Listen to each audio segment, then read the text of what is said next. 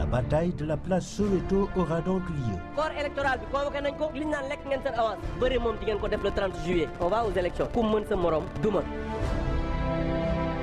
L'enjeu est de taille pour l'opposition comme pour la majorité au pouvoir. La nouvelle opposition tente désespérément de jouer sa survie sur une hypothétique unité.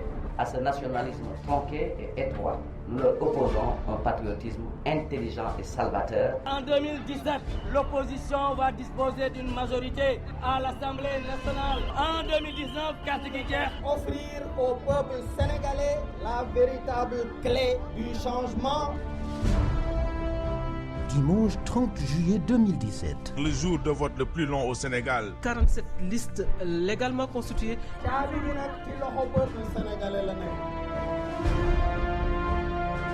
La campagne électorale dans ses moindres détails à travers analyses, interviews, portraits, reportages. Tout sur les législatives 2017 sur Radio Sénégal.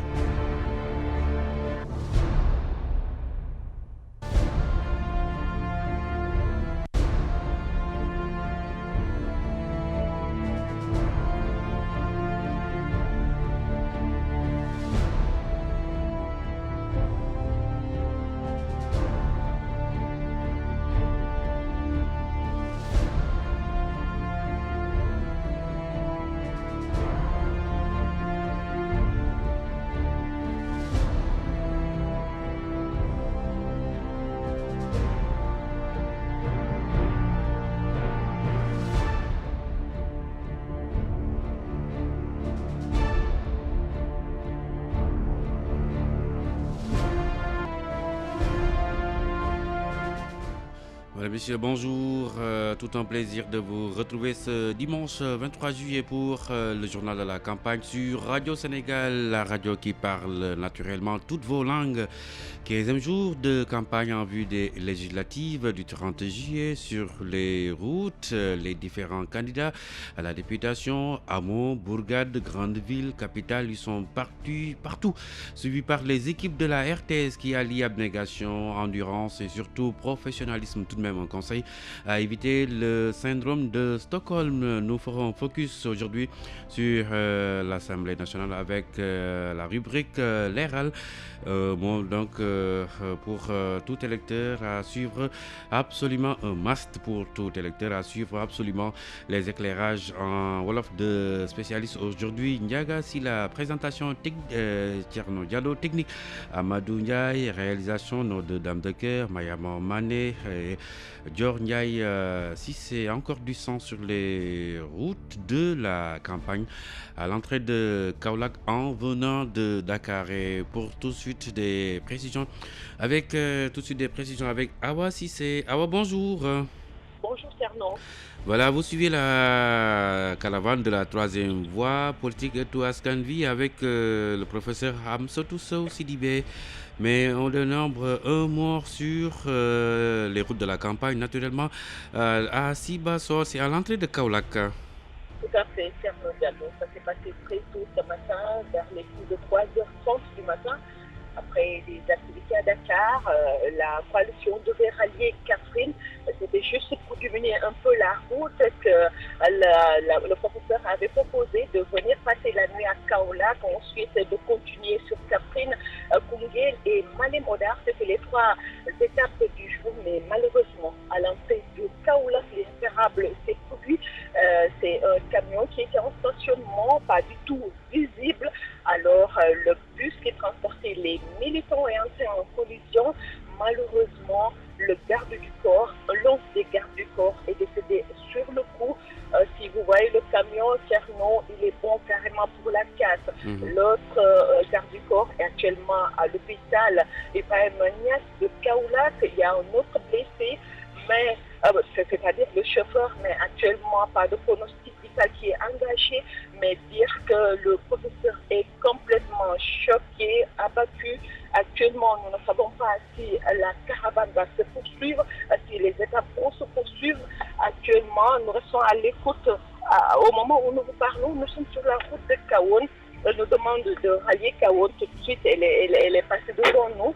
Alors, on va aller à Kaon. Peut-être qu'on va discuter avec elle. On ne sait pas encore. De toute façon, nous, on devrait arrêter avec elle aujourd'hui. On a fait ces 5 jours, mais nous devons rester avec elle jusqu'à minuit. Mais sachez que voilà, la dynamique qui était là, la fête qui était là est cassée.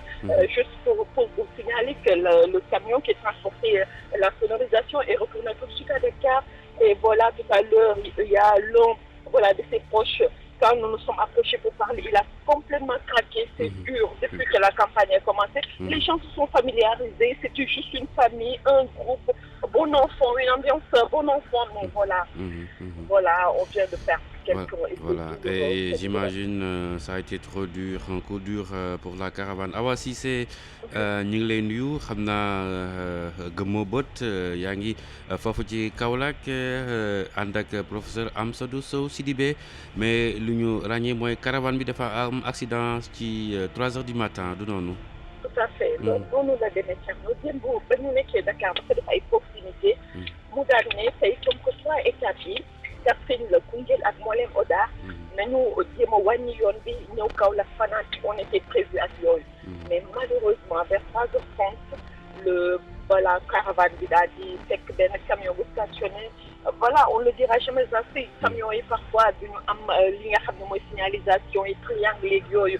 Voilà, mu dafa ñëw dugg ko carrément. Voilà, oto bi boo ko gisee da nga naan ndax nit sax génn na ci. muy ci garde du corps am bi ñaar lañ kenn ci mi ngi hôpital ak chauffeur bi.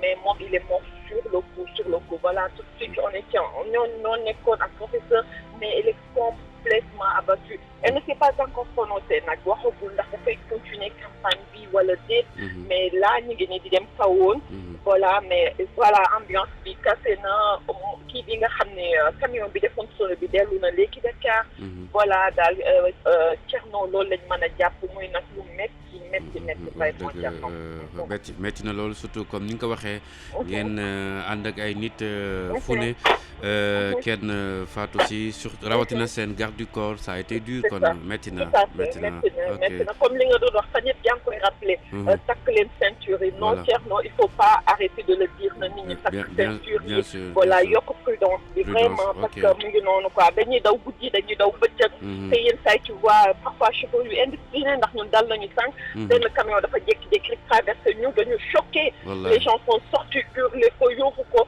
mu ne gisuñu comme ça bêtement il nous a dit pardon voilà mi ngi noonu waaw jërëjëf jërëjëf ñu bàyyi la nga noppalu xam naa sax loolu noppalu ak xel mu dal kon ngeen xaarandi ko kon professeur lu muy wax ci lu jëm ci wàllu tey ci waaw lu mu ci décidé rek inchallah on va revenir ci journaux yi nga xam ci édition bi nga xam ne di ngeen ko baax voilà en attendant ñu ngi koy jaale bu baax a baax garde du corps bi ak keneen ki nga xam ne moom am gaañu kon ñu nekkoon ak Awa Cissé ànd ak équipe bi topp professeur Amsatou Sidibé duñ ko tàyyi di wax ci tali yi ñu def ndànk sur les routes de la campagne Awa wax na ko léegi duñu tàyyi di wax rawatina ci wàllu prudence dafa nekk lu am solo jarut a yàkkamte ci tali bi boo dewee 80 di nga àgg fa nga jëm Amadou boo dewee 70 di nga àgg fa nga jëm te li ñu ràññee wax na ko les triangles de pré-signalisation du pour rafetal oto triangle yooyu du pour rafetal oto da ngay gis comme ni mu ko waxee camion ci virage mu panne amul lumière amul triangle mais xam lu ñuy jël ay garabu niim la ñuy jël à 100 mètres di ko def wala boog ay bant loolu daal lu doy waar la loo xam ne daal suñu mbokk chauffeurs yi war nañ ci dikkat bu baax a baax di fàttali ko aussi les règles élémentaires du code de la route triangle de pré-signalisation boo paanee nga war ko def devant ak derrière yooyu yëpp ak moom daal kenn mënut a wax lépp ñuy wax nag suñu mbokk yi ñu defaat encore une fois prudence ñu daw ndànk ci tali yi ndaxte wax na ko léegi 3 heures du matin xam nga loolu metti na lool. On va retrouver tout de suite Louis-Philippe. En attendant, je signale qu'il y a déjà 3 morts sur les routes de la campagne. Un mort à Richard Toll avec la caravane gagnante Wattu Sénégal, un mort à Mbaye Mbaye avec la caravane du Pur et cette fois-ci, ce matin, vers 3 heures du matin, un mort à Sibassor avec la caravane du professeur Amsatou Sow Sidibé. Louis-Philippe. Oui, Thierno. Vous convenez avec moi qu'il faut renforcer les mesures de prudence, c'est cela? En tout cas, je compatis vraiment tout ce qui vient de se passer. et je n'ai pas les mots, franchement, après ce que je viens d'entendre, pour m'exprimer convenablement, parce qu'il faut dire que c'est très dur. Voilà, Prudence, il faut le réitérer, il faut le dire. Et en faisant le tour du pays, nous avons pu constater justement qu'il y a quand même beaucoup de manquements qui sont dus à des comportements quand même qui ne sont pas appréciables de la part de tous ceux qui sont usagers de cette voie publique. Donc la prudence, Tcherno, vous avez parfaitement raison. Maintenant, il faut prier pour que quand même cela se limite là et que quand même tous puissent finir cette campagne dans la paix et la sérénité. On va encore prier, certains sont encore dans les églises, on est dimanche. Louis-Philippe, vous suivez la caravane d'Ades, Garab, Benen, Bad Boubès avec Dr Abdoulaye Niane. Et vous êtes présentement Oui, justement, nous sommes actuellement à Koungheul, nous avons passé la nuit. La caravane est arrivée à Koungheul hier soir, nous avons passé la nuit. Et tout à l'heure, nous allons justement faire une caravane autour de la ville de Koungheul et environ. Hier, nous étions à Tambacounda où la tête de liste de Benen Bad Boubès a été accueillie à l'entrée par des manœuvres des ouvriers de la Sodefitex. Tous ont apprécié ce geste parce qu'ils disent que les autres leaders les dépassent avec aucune marque d'attention. Il s'est entretenu avec eux, il a beaucoup échangé par rapport à leur disons mode de vie, à leurs moyens, et ils ont sollicité quand même son soutien une fois à l'Assemblée nationale pour qu'ils puissent plaider par rapport à leurs droits. Parce qu'ils disent qu'ils sont des ouvriers, mais il y a beaucoup de droits quand même qu'ils ne parviennent pas à bénéficier. Donc aussitôt après cet entretien avec ces manœuvres, ces ouvriers, la caravane a pu faire un tour dans la ville de Tambacounda, un tour quand même avec disons des jeunes qui étaient enthousiastes, qui ont accueilli le leader, le docteur Abdoulaye Niane et sa suite. Donc le soir, direction Missira, Koronto, à un peu plus de 25 km de Koumpentoum, donc par la voie normale. Mais à cause de l'enclavement, il nous a fallu emprunter le contournement, disons donc 65 km. Et sur place, le docteur Abdoulaye Niane a été accueilli par Moustapha Sarr, un transfuge de l'APR, qui a tourné le dos au parti présidentiel pour justement rejoindre les rangs de Ades Garab Benen Bad Boubès. Donc Moustapha Sarr et le chef de village étaient les principaux orateurs. Parmi les doléances, ils ont sollicité une école, un foyer des jeunes, des projets de développement et particulièrement un hôpital. Du fait de l'enclavement de la localité, ils ont émis le souhait d'avoir un hôpital. Mais cela passe par d'abord l'électrification parce que tout est noir dans cette localité, pas d'électricité. Et même le leader, quand il a pris la parole, le docteur Abdoulaye Niane, il s'est demandé comment ces gens font pour vivre dans cette localité aussi lointaine et dans le noir.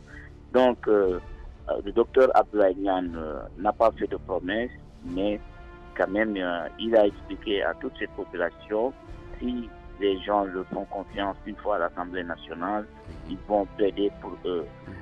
Également, le docteur Abdoulaye Niane, pour sa part, et sa suite, notamment Madame Baquet, une immigrée basée à Toulouse et qui a fait les premiers pas, ils ont promis cette fois-ci de faire de leur mieux avec leurs partenaires pour qu'il y ait le minimum dans cette localité, notamment équiper à juste titre la mosquée qui est sans éclairage. Donc ils ont promis pour un premier pas de faire ce geste au niveau de la mosquée et pourquoi pas plus tard aider les femmes dans la formation et les jeunes également qui ont sollicité un foyer qui devrait être équipé. Donc le docteur Abdoulaye Niane et la caravane de Ades Garab Benen Bad Boubès est actuellement à Koungheul et tout à l'heure ils devront faire un tour dans la ville et les environs, autour, pour échanger pour une réunion publique d'information. Voilà. Ce ne sera pas la fin. Ensuite, direction Birkelane, où une réunion publique d'information est au programme pour échanger avec les jeunes avant de rejoindre Dakar, parce qu'aujourd'hui, il faut le signaler, c'est notre dernier jour avec ce candidat. Voilà, Birkelane à 30 km de Kaolack, connu pour son foie rail. Louis-Philippe Sagna yaa ànd ak docteur Abdoulaye Niane waaye laata ñuy dëkk ci étape bi ngeen nekk nii Koungheul ak fi ngeen war a dem ngoon Awa Cissé mi ngi koy wax sànq am na koo xam ne bakkan rat ci Sibassor bu dugg Kaolack di benn garde du corps bu caravane professeur Amsatou Sow Sidibé yow lan ngay ñaaxaat chauffeur yi nga xam ñoo nekk ci tali yi jamono ji. waaw Thierno xam nga loolu doon na tiis doon na naqar ndaxte mënuñu comprendre naka la ñenn ñi di am yenn comportement ci tali bi il faut nga def comme lu ñuy def ni tour bi pour nga gis lu bëri. Donc du ma tudd kenn damay naan globalement ñëpp ñi nga xam ne ñooy utiliser voie publique bi war nañu xalaat ñeneen waaye waruñu xalaat seen bopp. ñun boo jëlee suñu cas dëmb rek am na benn bus boo xam ne suñu chauffeur Gora vraiment qui a été très vigilant. bu moytuloon ñun sax fu mu toll nii peut-être du ma toogoon fii di wax ak yow. parce que il faut le dire yenn comportement yi am ci tali bi nit yi parfois dañuy def lu leen neex.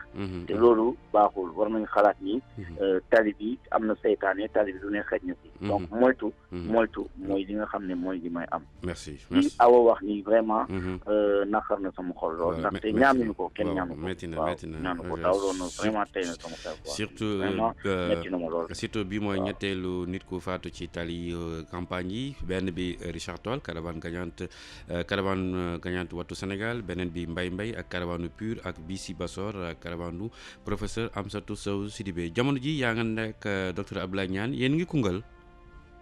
waaw ñoo ngi Koungheul fii lañu fanaan bi ndaxte buñ fi egg ci dëmb guddi lañ fi dugg ci Koungheul.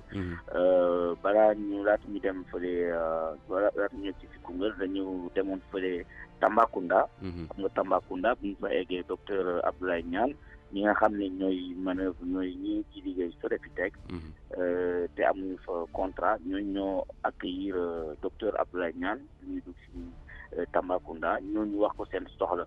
ne ko ñoom dañuy liggéey waaye amuñu ay droit. te Abdoulaye Niane mooy premier leader bi nga xam ne ci campagne bi tàmbalee ba léegi moom moo ñëw taxaw xam seen yitte waxtaan ak ñoom. waaye nee na leen bu ñu defee bu ñu ko sandilee ay kat ñu amee yaakaar ci moom bu bés bu muy dugg assemblée nationale. dina défendre seen intérêt dina défendre seen droit. ndaxte ay sénégalais lañu war nañu mën a am ay droit comme ñëpp. maanaam ay droit yoo xam ne lépp lu jëm ci wérgu yaram maanaam ay prise en charge ay soins sanitaires yooyu yëpp. genre droit yooyu lañ doon laajte. bi ñu paree waxtaan boobu noonu docteur Abdoulaye Niane dafa def li ñuy wax visite de proximité dugg na ci marché Tambacounda moom muy waxtaan ak jaaykat yi moom ci boppam dem di leen jox bulletin bi waxtaan ak ñoom wax leen nañu tànn beneen baat bu bees mooy andi changement fii ci Sénégal. bi ñu fa paree mu wër Tambacounda ville bi def caravane waaye ci ngoon dañ ñëw ba Koumpentoum jàdd dem dëkk boobu ñuy naan Missirah Kolonto dëkk boobu normalement 25 kilomètres la de Koumpentoum waaye xam nga dafa ruuxee je pense que je me suis bien exprimé. C'est très enclavé. léegi balaa ñu fay yegg finalement dañu mujj def 65 kilomètres maanaam wër daw bu sonn ci suuf latérite bu ñu yeggee foofu waa dëkk bi loolu lañu njëkk wax ñu ne ñu bu yoon bi nekkoon yoon bu normal bu ngeen defoon temps bi ngeen def yëpp pour egg si fii donc ñun lu ñuy njëkk a ñaan mooy am tali bu normal am électricité am école am hôpital dafa mel ni ñoom amuñu dara. donc ñoom seen bopp dañu ne dafa mel ni ñoom dañ leen fàtte. waaye docteur Abdoulaye Niane deful promesse yu ñuy wax en tant que telle promesse. parce que nee na leen loolu état moo koy def. lépp luy ay tali yooyu yëpp état moo koy def. waaye moom bu duggee assemblée nationale. dina fexe ba ñu proposer ay mesures yoo xam ne ñooñu nañ leen jël en charge. li nga xam ne moom xalaat na ni war na ko mun def moom ak ñi ñu ànd ak moom maanaam ñoom. Madame Mbacké mi nga xam ne benn immigré bu basé wu fële ci Toulouse. nee nañu lépp li nga xam ne mooy comme jàkka ji ñoom dinañu fexe ba mu mun a am éclairage. ñu leen defal électricité même bu dee ak énergie solaire am daal lu ñu mën a def foofu. jeunes yi tamit laajte nañu bu ñu mënee am foyer yooyu yëpp ak famille projet de développement. moom Abdoulaye Niane docteur Abdoulaye Niane ak madame Mbacké ak ñi leen wër ñoom kii di Moustapha Sarr moo leen dalal foofu ak ki nga xam ne mooy chef de village bi mu ngi tudd Ousmane Thiongan ñoom ñoo leen dalal foofu nee nañ daal dinañ fexe ba jàppale ADS garab beneen baat bu bees. merci beaucoup tey jii nii waaw tey ci ngoon ca Koungheul bi ci kanamee dinañu def benn caravane. caravane bi. dinañu dem. fi nga xam ne mooy Birkilane am fa ndaje ak jeunes yi ak population bi. xam naa bu ñu paree Birkilane nag. daal di def direction Dakar tey daal la ñuy jeexal ak candidat bi. ñun équipe RTS. Voilà, on se retrouve cet après-midi, Louis-Philippe. Inch'Allah. Merci beaucoup à Louis-Philippe Sagna et toute l'équipe qui suit ADS Garab Benen Bat Boubès avec le docteur Abdoulaye Niane. Merci beaucoup. Aminata Mbeng Fall, bonjour. Oui, bonjour, Thierno Diallo. Voilà, vous suivez la caravane de Sunu Natangué Réew, Rassemblement pour la dignité et la prospérité de Damel Maïssa Fall. Oui, c'est bien ça. Et présentement, vous êtes toujours dans le Cayor ou à Dakar? Nous sommes présentement à Thiès, la capitale du rail. Et à Thiès, nous allons retrouver la tête de liste, la vraie rupture de Sunu Natangué Réew, Damel Maïssa Fall. Et je suis précisé qu'il habite Thiès, donc c'est son fief. Sur place, il est prévu une série d'activités qui doivent normalement démarrer à partir de 11h. C'est ce qui est retenu pour le programme d'aujourd'hui. Mais hier après-midi, Damel Maïssa Fall était dans la banlieue dakaroise, précisément au quartier Darou Michel, situé entre la route de Boune et Keur-Massar. Comme partout où la délégation est passée, les populations ont listé leurs problèmes, des difficultés liées à l'état défectueux des routes, l'éclairage public, le chômage des jeunes, l'absence de marché dans la zone. Et du côté des jeunes, l'assistance a eu droit à un cours sur le rôle du député. Le représentant des jeunes est revenu largement sur le rôle du député qui, au-delà de proposer et de voter des lois, est également de porter les doléances des populations à l'Assemblée nationale. Il a invité les femmes à aller retirer leur carte d'identité pour pouvoir voter et soutenir Damel Maïssa Fall. Dans la même veine, Damel Maïssa Fall a insisté sur l'importance de retirer les cartes. Et concernant les doléances, la tête de liste, la vraie rupture de Sunu Natangué Réew, n'a pas voulu faire de promesses. Selon lui, ce sont les mêmes problèmes qu'on retrouve partout et la seule solution aujourd'hui est de voter utile pour une Assemblée nationale avec des députés capables de défendre les intérêts des Sénégalais, très sensibles aux problèmes que rencontrent ces populations. Damel Maïssa Fall, qui a fait 25 ans à l'étranger, estime que certaines doléances peuvent être satisfaites s'il sollicite le soutien de partenaires étrangers. Et ce sera un acte de solidarité, un acte citoyen et non pas politique. Voilà ce qu'on peut retenir pour le moment. Voilà, Aminata Mbengue Fall yaa ànd ak caravane Damel Maïssa Fall yéen ngi toujours Kajoor. waaw ñoo ngi fi mu toll nii fi nga xam ni moom mooy benn dëkk ñaari gaar. moom mooy Thiès. gis nga ñaari gaar yi. gis nga ñaari gaar yi. naa ko wax après. ok bismillah.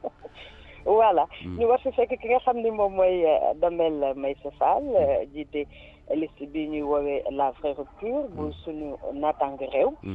moom nag ñu préciser rek fii la dëkk waa Thiès la fii nag mu war fi amal tey ay activités yu bëri yu war a démarrer fii lekk ay simili maanaam bu 11h jotee.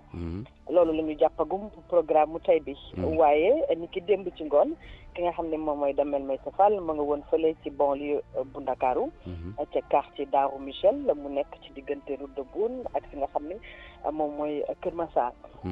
comme fi mu jaar yëpp délégation bi mu yeggee foofu ñi nga xam ne ñooy askan bi wax nañ seen ay jafe-jafe lu ci mel ne tali yu baaxul yi nawet yi bu jotee dañuy jànkonte ak ay jafe-jafe yoon boobu daanaka oto yi dañ koy teggi duñ fa bëgg a aw mu nekk loo xam ne lu metti la. kon ñu lëndëm yi itam ñu lu jëm ci wàllum éclairage public ñàkkum xëy bi ci ndaw yi ak jafe-jafe marché ñu ni diwaan ba foofu amul marché dañuy jéggaane dem fu sori pour mën a def seen ay ndugg ak seen yeneen i achat. ci wàllum jeunes yi nag mu mel ne daal dañ fa doon jàngale lu jëm wala boog joxe ay xam-xam jëmale ko ci lu lan mooy rôle député. ñoom nee nañ député bi. gannaaw ba nga xamee ni dafay bokk ci lu jëm ci wàllum voté loi wala boog di proposer ak i loi li war nay di saytu askan wi li nga xam ne moom mooy seen ay jafe-jafe maanaam di ko mën a yóbbu fa li nga xam ne mooy ci pencum ndawu réew ma ngir ñu indi fa ay saafara. moom nag ndaw yooyu ñaax nañ seen yaay yi waaye itam seen mag yu jigéen ñi ngir ñu dem retirer li nga xam ne moom mooy seen ay carte ngir ñu mën a wote jàppale ki nga xam ne moom mooy Damel Maysa Fall. ba tey ci loolu Damel Maysa Fall gën na cee insister ngir wax li nga xam ne moom mooy njariñu ñu dem tey jëli ji carte yi li nga xam ne itam moo concerné doléance yi ki nga xam ne mooy Damel Maysa Fall di prôné li nga xam ne moom mooy vraie rupture maanaam dakkal li fi am boobu ba léegi moom bëggut a def li nga xam ne moom mooy ay dige ay promesse moom nee na tey jafe-jafe yi ñu fekk fa nga xam ne moom mooy route de Boune moom la ñu fekk ndànd même problème yi da askan yi di wax waaye daal nee na solution bi lenn rek la moom mooy nga voté bu am njëriñ maanaam votel ay nit yoo xam ni bu ñu demee fa li nga xam ne mooy assemblée nationale dinañ fa toogal askan wi dinañ fa joytu li nga xam ne moom mooy jafe-jafe askan wi maanaam intérêt askan wi moo leen fay toogal. Damel Maysa Fall itam gis na ni ci yenn yi ci doléance yi ñoom en tant que citoyen sénégalais nekk fa li nga xam ni moo di bitim réew def nañ fa toll ci 20 at ak juróom. lu ñu mën a def itam bokk na ci xool seen ay partenaires xam nañ yan yoon lañ war a jaar ba ñu mën leen jàppale. ngir ñu jàppale askan yooyu ci yenn jafe-jafe yi nga xam ne dañ koy jànkonteel du doon wàllum politique waaye day doon acte boo xam ne acte de solidarité acte citoyen lay doon loolu daal Thierno Diallo moom la ñu mën a jàpp en attendant. ñuy tàmbali activité yi nga xam ne prévoir nañ ko fii nga xam ne mooy diwaanu Thiès ak Damel Maysa Fall. Voilà, Aminata, on se donne rendez-vous cet après-midi. Inch'Allah. Et certainement vous aussi, vous allez décrocher avec l'équipe, c'est cela? Oui. Ok, ce sera donc un autre turnover, les équipes changeantes, certainement pour éviter le syndrome de Stockholm. Jërëjëf Aminata. Voilà, on va retrouver Demba Malik, Demba qui suit la coalition Fal Askan Wi.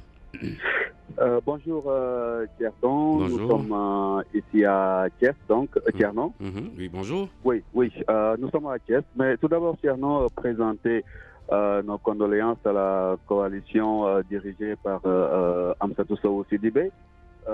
Présenter aussi, un peu compatir aussi à la douleur de nos collègues Awa Cissé, les Ndiagassar, le chauffeur, et le caméraman Yves Dionou pour cet accident. Vous l'avez dit, il y a toujours des imprudences sur la route, mais bon, ça se passe toujours au Sénégal comme ça, personne ne dit rien, mais moi je voudrais surtout interpeller les leaders parce que voilà, il faut qu'ils soient un peu plus altruistes. Ce sont des gens qui sont suivis souvent par une foule dont le dévouement n'a pas de mesure. Il faut aussi, je les invite humblement à reconsidérer que voilà, ceux qui les suivent, ce sont des êtres humains avant tout et qui sont forcément exposés à la fatigue, aux besoins de sommeil et à d'autres problèmes.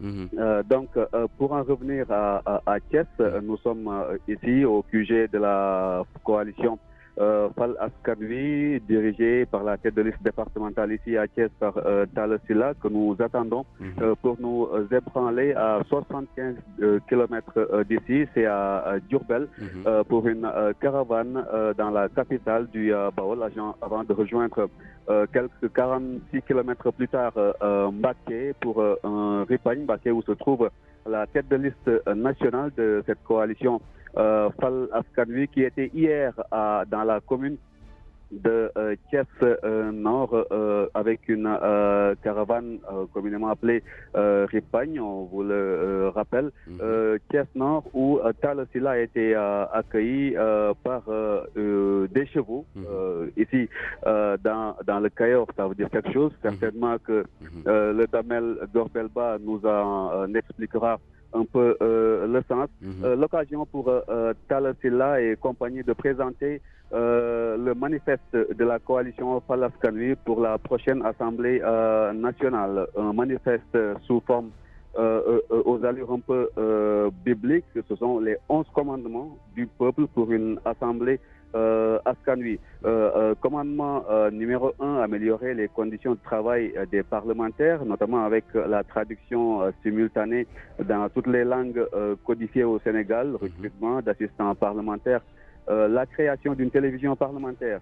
Numéro 2, réformer le mode de désignation des députés avec un scrutin uninominal à 2 tours au suffrage universel direct, résoudre le problème de l'inflation des partis politiques.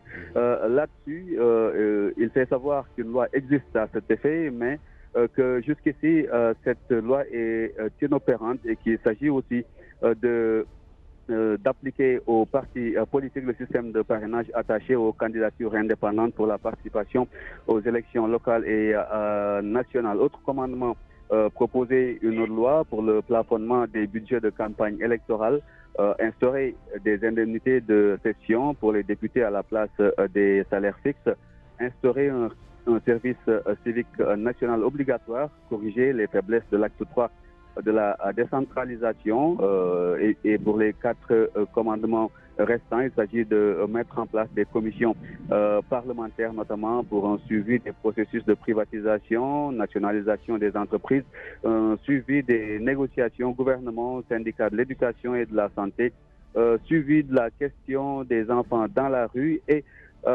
une commission parlementaire pour un suivi des questions de l'exploitation des ressources minières, fossiles et foncières. Voilà donc les desiderata de la coalition Fal Askan Wi pour la prochaine Assemblée nationale. Juste signaler que le temps d'antenne qui va passer ce soir est partagé par les 2 suppléants sur la liste départementale de la coalition Fal Askan Wi. Il s'agit de Ousmane Diop et de Fagey Ndiaye qui ont tous appelé à voter la coalition Fal Askan Wi.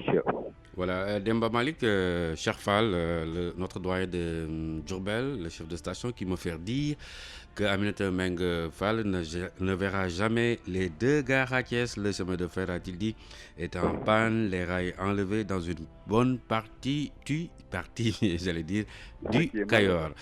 Demba Malik, Yangi Thiès Bataille. waaw ñu ngi Thiès mais Thierno nga may ma rek ma masawu ñi nga xam ne ñoo ànd ak coalition wala bokk liste bi nga xamante ne Amsatou Sow moo ko dirigé te mu doon sunu ay mbokku liggéeykat ci RTS mu di Awa Cissé seen chauffeur mu di aussi Ndiaga Sarr Yves Dionou seen caméraman xam nga rek bu jafe-jafe yi yegsee waaw ñu leen di masawu daal en tout cas nga doon wax sànq ne surtout que camion bu panne waaw surtout que foofu Thiès Thiès fait partie des zones les plus dangereuses, les plus accidentogènes. waaw fii surtout ci booru àllukaañ bi. ok chaque fois nga gis camion bu panne du am triangle bi de signalisation de présignalisation plutôt mais voilà ay mbir yoo xam ne la yu fréquent ñu koy ñuy dajeek ñoom ci tali bi mais nit ñi dañ naan c'est pas normal rek Sénégal dafa mel ni c'est pas normal rek la ñu mën a yem duñu dem au-delà mais nag aussi il faut ñu ñaax ñi nga xamante ne ñoo di leaders yi parce que ñoom très souvent ay xel la ñuy dawee waaw xel la ñuy dawee te oto yi gën a confortable la ñuy yor dañuy nelaw ba doyal parce que ñëpp ñoom la ñuy xaar comme ni ñuy waxee le chef n'est jamais en retard ce sont les autres qui sont en avance le chef n'est jamais absent il est retenu donc ñoom am nañ temps noppalu et tout ñi leen di topp ñoom chef yi peut-être xamuñu ñooñu nan la ñuy débrouiller ba nekk à l'heure bi ñu leen convoqué waaw donc ñu bàyyi xel rek que ne ay nit kese ñoo leen topp dañuy sonn aussi dañuy gëmment lu ne day xew ñuy faral di def ndànk daal. et loin d'être un Don Quichotte un redresseur de tort dañuy ñaax rek askan wi. maa ngi koy wax sànq Thiès rawatina booy génn Thiès di dem booru Diamniadio xam nga ni ñuy matérialiser tali bi. yaakaar naa ni boo deful code de la route nga jàng ko doo ko xam parce que am na benn à un certain moment boo jàngul am na yoo xam ni doo ko mën a ràññee ligne continue ak waaw yooyu yëpp finalement da nga gis rek ñu def ci tali bi ces signes là yow da nga yaakaar ni peut-être du lu am solo alors que dafa nekk yoo xam ni ligne continue waroo doubler wala boog am na si yoonu Thiès bi benn voie boo xam ni ñi jóge Thiès ñoom ñooy am 2 voies yëpp ñu dem ba un certain moment ñi war a jóge Dakar mais loolu nag boo ko ràññewul léeg-léeg flèche de rabattement yi kenn du ko respecté mooy loolu mooy yi ma la wax yëpp loolu yëpp yaakaar naa ni daal ñu gën a insister si loolu incha allah prudence encore kon tey si ngoon la ngeen def ak ci suba gi waaw Demba tey ci suba gi normalement 9h waroon na fekk ñu départ dem fi nga xam ne moo di Bawol ci Cheikh Fall justement foofu ca Diourbel kon 9h la ñu waroon départ mais ba léegi ñu ngi ci QG coalition Kër Fal Askan Wi di xaar ki nga xamante ne moo di Talla Sylla ngir ñu yëkkatiku kon ngir dem foofu ca Diourbel bu ñu jógee Diourbel ci ngoon gi dañu dem fu mel ni Mbacké foofu nag dañ fay fekk ki nga xamante ne moo di tête de liste nationale bu coalition Fal Askan Wi di Serigne Saliou Bousso moom nag di ab doomu daara waaw ni ki démb nag fii ci Thiès coalition Fal Askan Wi ñu ngi woon fële ca Thiès Nord ginnaaw bi mu jógee Thiès Ouest barki démb foofu ca Thiès Nord nag Talla Sylla ñu dalal ko fa ak ay fas xam naa damel bi nga xam ne moo di Golbel Ba dinañu wax loolu ban sens la ñu gàttandu la ak ay fas. ay naaru góor voilà waaw donc occasion aussi pour Talla Sylla mu ak ñi mu àndal ñu présenter li nga xamante ne moom la ñu mbëbët pour assemblée bi ñu naan assemblée askan wi bokk na ci fukki poñ ak benn yoo xam ne ñoom daal moom la ñu tënk ne suñu amee majorité foofu ci assemblée nationale nañu fexe ba mu nekk bokk na ci fexe ba kon gën a ñoŋal ak anam yi nga xamante ne moom la député yi di liggéeyee fexe aussi ba ni ñuy falee député yi daal ñu xoolaat ko ndax nee nañ ni ñu leen di falee nii bu reflété wul li nga xam ne moo di askan wi ñu ci mbiru parti politique yu bëri xam nga ñu bëri ñu ngi koy joytu ñoom nag waa Fal Askan Wi ñu ne daal lu yomb am na ci mu di ni ñuy def ci ñi nga xamante ne ñoo di indépendant yi xam nga indépendant bu bëgg a samp na dem ngir bokk ci élection dañ ko naan nga wuti 30 000 signatures ñu ne nañ ko appliqué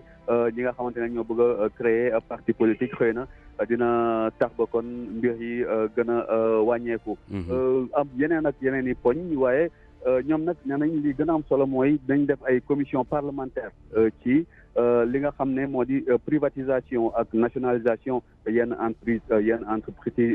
entreprise yi li nga xam ne moo di négociation yi diggante gouvernement ak syndicat jàngalekat yi ak yu wér-gi-yaram yi nañu xool topp ko tànk ba tànk li nga xamante ne moo di gune yi ne ci mbedd mi ak li nga xam ne mu di ab question bi nga xam ne jamono ji ñëpp moom la ñuy coow mu di lu mel ni pétrole gaz ak ñoom seen ñu ne ñoom daal bu ñu leen yóbbuwee l'Assemblée nationale nañ ci def ab commission parlementaire ngir lépp gën a leer ci boppu askan wi. ñu signalé juste balaa ñuy terminer Thierno Diallo que temps d'antenne bu Fal Askan Wi tey Ousmane Diop ak Pagay Ndiaye ñoom nekk ay suppléant ci liste départementale bi ñoom nag ñoo ci woote askan wi di leen wax rek lan moo tax ñu war a wooteel kon coalition Fal Askan Wi su ñuy gërëm Alexis Mathieu Ndiaye ci prise de son bi ci cadrage bi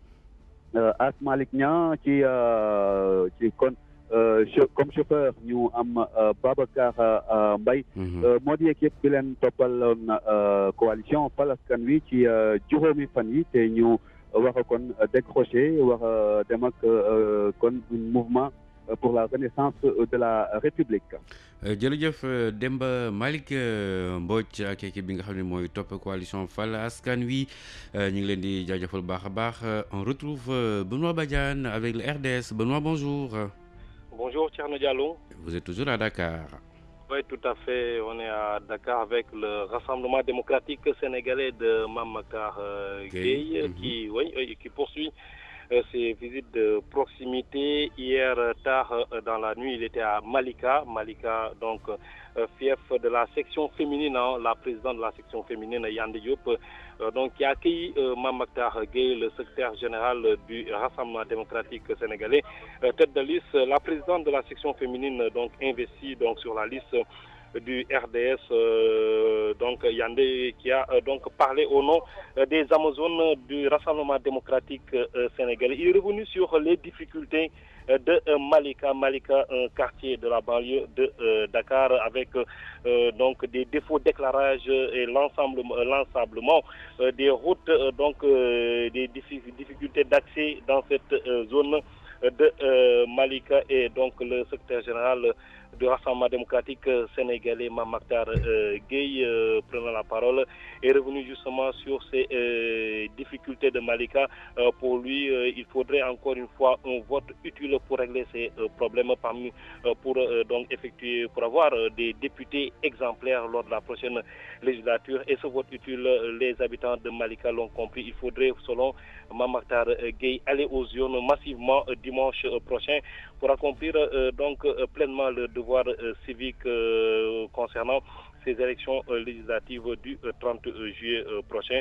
Mame Mactar Gueye est encore une fois revenu sur donc le sens de sa démarche, donc son programme de visite de proximité, tout en distribuant des flyers un peu partout tout au long donc de son parcours dans les coins et recoins de Malika, sur son justement avec la liste du Rassemblement démocratique sénégalais, donc Mame Mactar Gueye, qui va poursuivre encore une fois aujourd'hui ses visites de proximité dans les quartiers de Dakar. Cet après-midi, il est attendu à Yoff Tongor, donc fief de notre investi sur la liste nationale du Rassemblement démocratique sénégalais. Le Rassemblement démocratique qui part seul pour la première fois. Il est encore revenu sur cela hier, Mame Mactar Gueye, pour dire lui sa démarche, c'est d'aller vers les populations, d'écouter les populations et de recueillir donc leurs préoccupations pour porter cela au niveau de l'hémicycle pour la prochaine législature, du 30 pour le scrutin du 30 juillet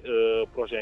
Donc pour le moment, Mame Mactar Gueye nous a donné rendez-vous cet après-midi aux alentours de 17h à Yoff, Tongor, pour encore une fois ces visites de proximité. Il faut signaler, Thierno, que Mame Mactar Gueye hier, il a eu une forte mobilisation hier avec les Amazones de Malika, qui ont réservé, selon Mame Mactar Gueye, une surprise au secrétaire général du Rassemblement démocratique sénégalais, qui ne s'y attendait pas. C'est pour ça qu'il a préféré rester un peu tard, aux alentours d'1h du matin, pour faire sa déclaration au niveau de la télévision nationale. Voilà, Benoît Badiane yaa nekk Mame Mactar Gueye, Rassemblement démocratique sénégalais, yéen ngi ci wër Ndakaaru ba tey. waaw di wër Ndakaaru si li nga xamante ne moo di stratégie bu mun jël moom Mame Mactar Gueye, nekk fii di dem si yenn quartier yenn gox-goxaan yi fii si Ndakaaru di capitale. Démb nag mu ngi woon fële nga xamante ne moo di Malika, benn si quartier yi si banlieue bu Ndakaaru. Foofu nag si Malika lu tax mu dem fa, ndaxte dafa am kenn ku mu investir, moom nga xamante mooy Yandé Diop, moom bokk nga xamante ne si ñuy investir si liste nationale bu Rassemblement démocratique sénégalais foofu Malika, cité Sonatel plus précisément. moom Mame Mactar Gueye nag bu mu yegsee foofu ak ñi nga xamante ne ñoo di section féminine bu RDS nag dañ ko réserver surprise. moom loolu wax na ne di nag bett na ko ak mobilisation bi nga xamante ne ñoom jot nañ ko def foofu nag teeru ko nag déglu ko, wante moom daf leen njëkk déglu ñoom si jafe-jafe yi nga xamante ne ñoom waa Malika dellu si nañ si bu baax a baax, moo di seen ngir yegg foofu nag yoon bi, xam nga ne yoon boobu nee nañ baaxul, suuf la bëri lool nag, ak li nga xamante ne mooy défaut jëm si wàllu éclairage bi, lamp yi nag demeewut noonu pour ñu tàkk foofu. daf ñu am na yenn gox yi parti yi nga xamante ne dafa lëndëm loolu nag foofu si Malika. nee na nag lu ñu mel ngir saafara ko, lu ñu mel rek pour saafara ko foog ngeen jël seen i li nga xamante ne jël seen carte d'identité biométrique numérisée yi ak dem def devoir civique dimanche prochain ngir andi rupture andi changement si li nga xamante ne mooy doxalin assemblée nationale ak liste li nga xamante ne moo di RDS loolu nag moo tax nag ñu mën a changer li ni mel te ñooñu nga xamante ne ñoom lañ investir nekk foofu si Malika dinañ mën a défendre bu baax a baax li nga xamante ne mooy jafe-jafe yu ñu am foofu si Malika moom di Mame Mactar Gueye dellusiwaat na bu baax a baax si doxalin bi nga xamante ne nemmeeku na ko di dem saytu population yi fii si Ndakaaru surtout déglu leen xam seen i préoccupation nee na moom nag ay jël yan nga xamante ne moo di nit ñi dañuy déglu wante du ko def da lañ investir ñooñu mun a plaider seen cause seen bopp loolu yoo xamante ne si assemblée nationale su fekkee liste RDS jàll na bu baax a baax tey si ngoon mu ñu jox rendez-vous fa nga xamante ne moo di Yoff Tongoor beneen bërëb bi nga xamante ne fas na fa dem dégluwaat population distribuer li nga xamante ne moo di ay flyers ndaxte nemmeeku nañ ko Mame Mactar Gueye ak groupe am ñoom chaque fois suñu déplacé wu dem si yenn quartier fii si Dakar dañuy distribuer li nga xamante ne moo di ay flyers ñaax population yi ak ñi nga xamante ne bokk nañ seen partisan ñu dem def seen devoir civique te itam balaa loolu dem retirer seen carte nationale d'identité biométrique yi de ngir dimanche prochain ñu mën a accomplir pleinement seen devoir civique fii mooy élection 30 juillet prochain Mame Mactar nag di wéyal bu baax a baax li nga xamante ne moo di ay visites de proximité ñun nag xam naa tey nañuy décroché ak moom nag nara dem suba ak coalition Yeesal Sénégal bu Mamadou Diagne Fada. laata loolu tey yéen a ngi dem Yoff Tongoor. waaw Yoff Tongoor foofu nañ jëm ak moom beneen gox fii si Ndakaaru xam naa ne foofu nag dina amaat xam naa soo moytu beneen discours bu mën a tenir wante luñ si gën a nemmeeku nag moom dafay dellu si bu baax a baax si solo li nga xamante ne di RDS si lan lay yëngu lu tax ñu taxawal RDS bi nga xamante ne si Jamra la jóge Jamra bi nga xamante ne magam bi ki génn àdduna di Abdou Latif Gueye moo ko yoroon ngir mën a yeggali liggéey bi nga xamante ne fa Abdou Latif Gueye nekkoon député Assemblée nationale sumboon na ko pour xeex yenn vices yi jëm si wàllu jëfandikoo drogue ak yeneen yi nga xamante ne ñoom nag dañoo fas yéene gis ne loolu àndul ak valeur sénégalaise moo tax nag ñu nar a continuer xeex bi ni mel nag ngir Sénégal ñëpp ñu mën a am seen kàddu foofu nga xamante ne moo di Assemblée nationale. Voilà, merci à Benoît Badiane qui suit le RDS, le Rassemblement démocratique sénégalais. Et voilà, merci à Abi Diallo qui me fait aussi dire qu'il y a un 4e mort sur les routes avec un enfant qui a été fauché. J'allais l'oublier. Merci beaucoup Abi, qui a été fauché par un Jakarta à Fanaï. C'est dans le département de Podor. 4 morts sur les routes. Encore une fois, prudence. Yolande, bonjour. Bonjour Tierno. Vous êtes toujours avec la coalition Mbolo Wade et toujours à Guinguinéo. Ou bien vous avez bougé? Nous sommes toujours à Guinguinéo, Tcherno. Alors, oui, d'un moment à l'autre, nous irons aujourd'hui pour terminer ce 5e jour de la campagne à Nguelou, fief de Farba Senghor de liste nationale. Mais bien sûr, avant de revenir sur ce programme, j'aimerais aussi compatir à la douleur de la liste dirigée par le professeur Amsatou Sow Sidibé. Et bien sûr, compatir aussi à la douleur de nos collègues Awa Cissé, Ndiaga Sarr, Yves Dionou et bien sûr le chauffeur. Nous-mêmes, hier, avant-hier, c'était la vigilance de notre chauffeur. Le pire aurait pu arriver parce que simplement tout le monde sait qu'à Kaolack, entre les Jakarta et les chauffeurs de taxi et les clandos, c'est vraiment la pagaille. Notre chauffeur a été très vigilant et le pire a été évité sur les routes de Kaolack. Alors prudence encore à tous. Comme le disait tout à l'heure Demba Malick Mbodj, prudence aussi et beaucoup plus de compassion et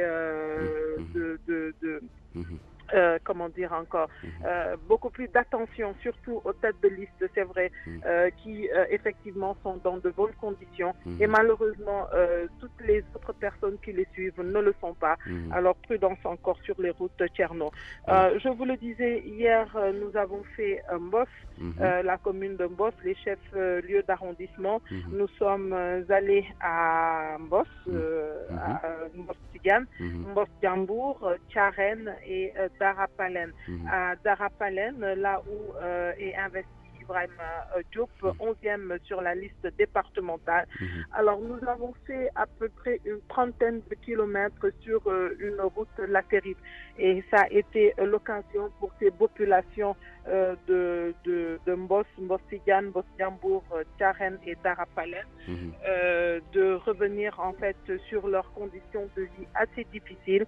Et ils ont demandé au représentant national de Mbolo Wade une fois à l'Assemblée nationale de tout faire pour que cette route soit bitumée, pour qu'ils puissent aussi avoir de l'éclairage, pour les écoles aussi, qu'elles soient mieux équipées et que les jeunes aussi puissent, comme tous les autres jeunes, pouvoir avoir des jeux, pouvoir jouer au football. Voilà, c'était plus ça en fait leur doléance hier. Alors, en prenant la parole, le représentant départemental et le représentant national se sont dit porter leur voix et qu'une fois au niveau de l'Assemblée nationale, ils feront tout, même si ces problèmes sont de l'ordre de l'État qui doit les régler. Ils feront tout pour que ces problèmes puissent être pris en compte. Alors, Farba Senghor a demandé à ces populations et surtout aux grandes personnes, aux jeunes, d'aller récupérer leur carte d'identité pour que le 31 très tôt le matin, très tôt le matin, ils puissent aller voter la liste Mbolo Wade parce que beaucoup de listes n'ont pas investi des personnes vivant à Guinguinéo. Seule la liste Benno Bokk Yakaar et Mbolo Wade ont investi des Guinguinéois. Voilà, je vais le dire comme ça. Alors, il leur a demandé de voter pour Mbolo Wade qui vraiment a investi des gens vivant parmi eux, des hommes du département. En partant, il leur a promis de revenir, surtout pour aider les jeunes à avoir des jeux de maillot, à avoir aussi des ballons de football et pourquoi pas pouvoir ériger un stade municipal au niveau de Guinguinéo-Tcherno.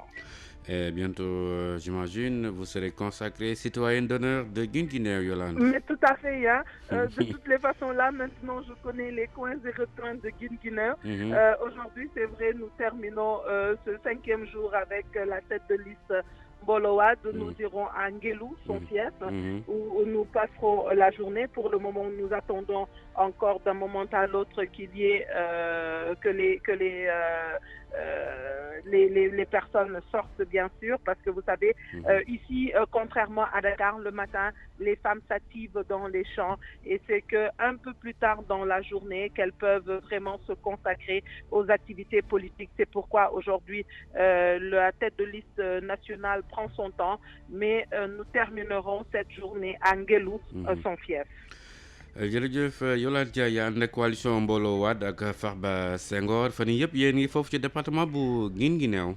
waaw fu mu ne nii nag Thierno mën naa la dugal Guinguinéo wan la ruqaat yi ndaxte nag juróomi fan yëpp fii lañ ko def. waaye nag balaa ñoo dugg ci waxtaan bi dama bëggoon rek masawu ñi nga xam ne ñoo di listu professeur Amsatou Sow Sidibé mi nga xam ne am na ku génn àdduna ci ñoom masawu nit ñi nga xam ne suñu ay collègues lañu ànd ak ñoom ku mel ni Awa Cissé ku mel ni Ndiaga Sarr ku mel ni Yves Denou ak chauffeur bi ñun ni sax démb budul woon nag li nga xam ne moo di vigilance su sunu chauffeur yàlla rek kay xam ndaxte dañu jékki-jékki rek benn taxi clando daal di génn sunu kanam fekk ñun tamit ñu ngi engagé tali bi amul woon priorité. Heureusement yàlla def ki nga xam ne moo di suñu chauffeur daal di vigilant ba daal di ko moytu mais bu amoon leneen suñu wet rek maara day taal leneen mënoon na am kon nag may ñaaxaat rek encore nit ñi ñu daal di dal nànk ba noppi nag di xoolaat bu baax nag ñi nga xam ne tête de liste yi ñoom ñoo li di gunge te wax dëgg yàlla yenn saa ñu jël lu mel ni ay pick-up dugal leen ci ba ñu fees tel vraiment du am benn sécurité ñu góorgóorlu war rek gën a def nànk ndaxte nag bu ñu sañoon kenn du des ci kaw tali yi te ku ci nekk boo jógee sa kër da nga fa delluwaat waaw démb nag Thierno ñu ngi woon ci Mbos nag def nañu Mbos Tidiane def Mbos Njàmbur def Thiarène def Daara Paleen nag kii moo ñu teral kii ñu teral foofu di Ibrahima Diop nekk investi wu liste départementale nekk ci 11e place bi foofu nag Ibrahima Thierno bañ fay dem daanaka def nañu fanweeri kilomètres yoo xam ne ci tali bu xonk la ñu daw waaw ci ay rang la ñu daw ba àgg moo tax ba ñu àggee ñi nga xam ne ñoom ñoo dëkk Mbos nee nañ ñoom sonn nañu bu ñuy génn dañuy sonn daanaka bu ñuy dem xew balaa noo àgg poussière bu ñuy ñibbisi poussière ñoom daal bëgg nañ ku leen dimbali ñu daal di leen defaral tali googu defal leen aussi éclairage ba noppi nag xool seen école yi ñu dem ko defaraat xale yi aussi ñi nga xam ne nag wax dëgg yàlla xam nga période de vacances la football daf ci daal di neex ak ñoom naka taanik ñoom tamit nee nañ ku leen sañoon daal bu ñu sañoon ñu gëstu leen daal di leen dimbali ci stade daal di leen dimbali aussi ci ay jeux de maillot ak ñoom seen ki nga xam ne moo di tête de liste départementale bi ak tête de liste nationale bi ñoom daal nee nañu dégg nañ leen fu mu ne nii daal li ñu bëgg mooy ñu daal di leen jàppale ba ñoom ñu àgg assemblée nationale donte li nga xam ne moo di ay taleeg ñoom seen état bi ko war a jël en charge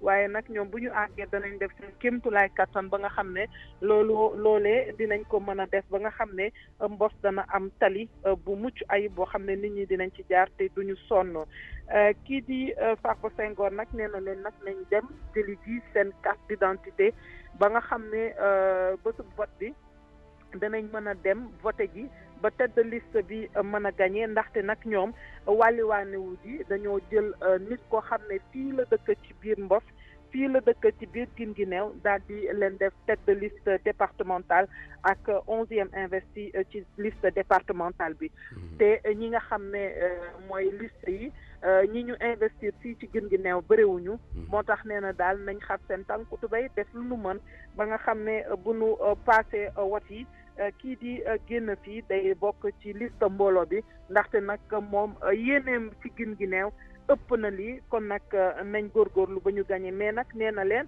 dig na leen ne dina ñëwaat ndax mën na may ay jeux de maillot ñi nga xam ne ñoo di xale yi fii ci biir Mbos tey nag Thierno dañuy daal di dem fi nga xam ne moo di Ngelu nag foofu la Farba Senghor cosaanoo tey moom foofu la ñuy taxalikook moom ndaxte ñun tey la ñuy jeexal ak moom bu subaa nag incha allah ñu daal di dem fekk ji MRLD gëm sa bopp mënal sa bopp.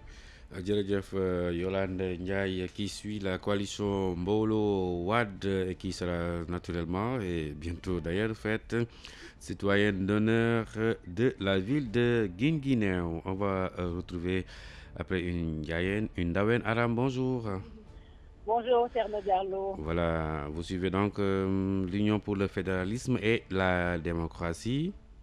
UFD de Mohamed Tété Diédhiou. De Mohamed Tété Diédhiou. Et vous êtes loin des Parcelles Assainies. Effectivement, nous sommes à quelques kilomètres de Médina Gounass, Vélingara. Ce sont les étapes du jour, Thierno Diallo. Okay. Et hier, nous avons passé la journée dans la région de Kédougou.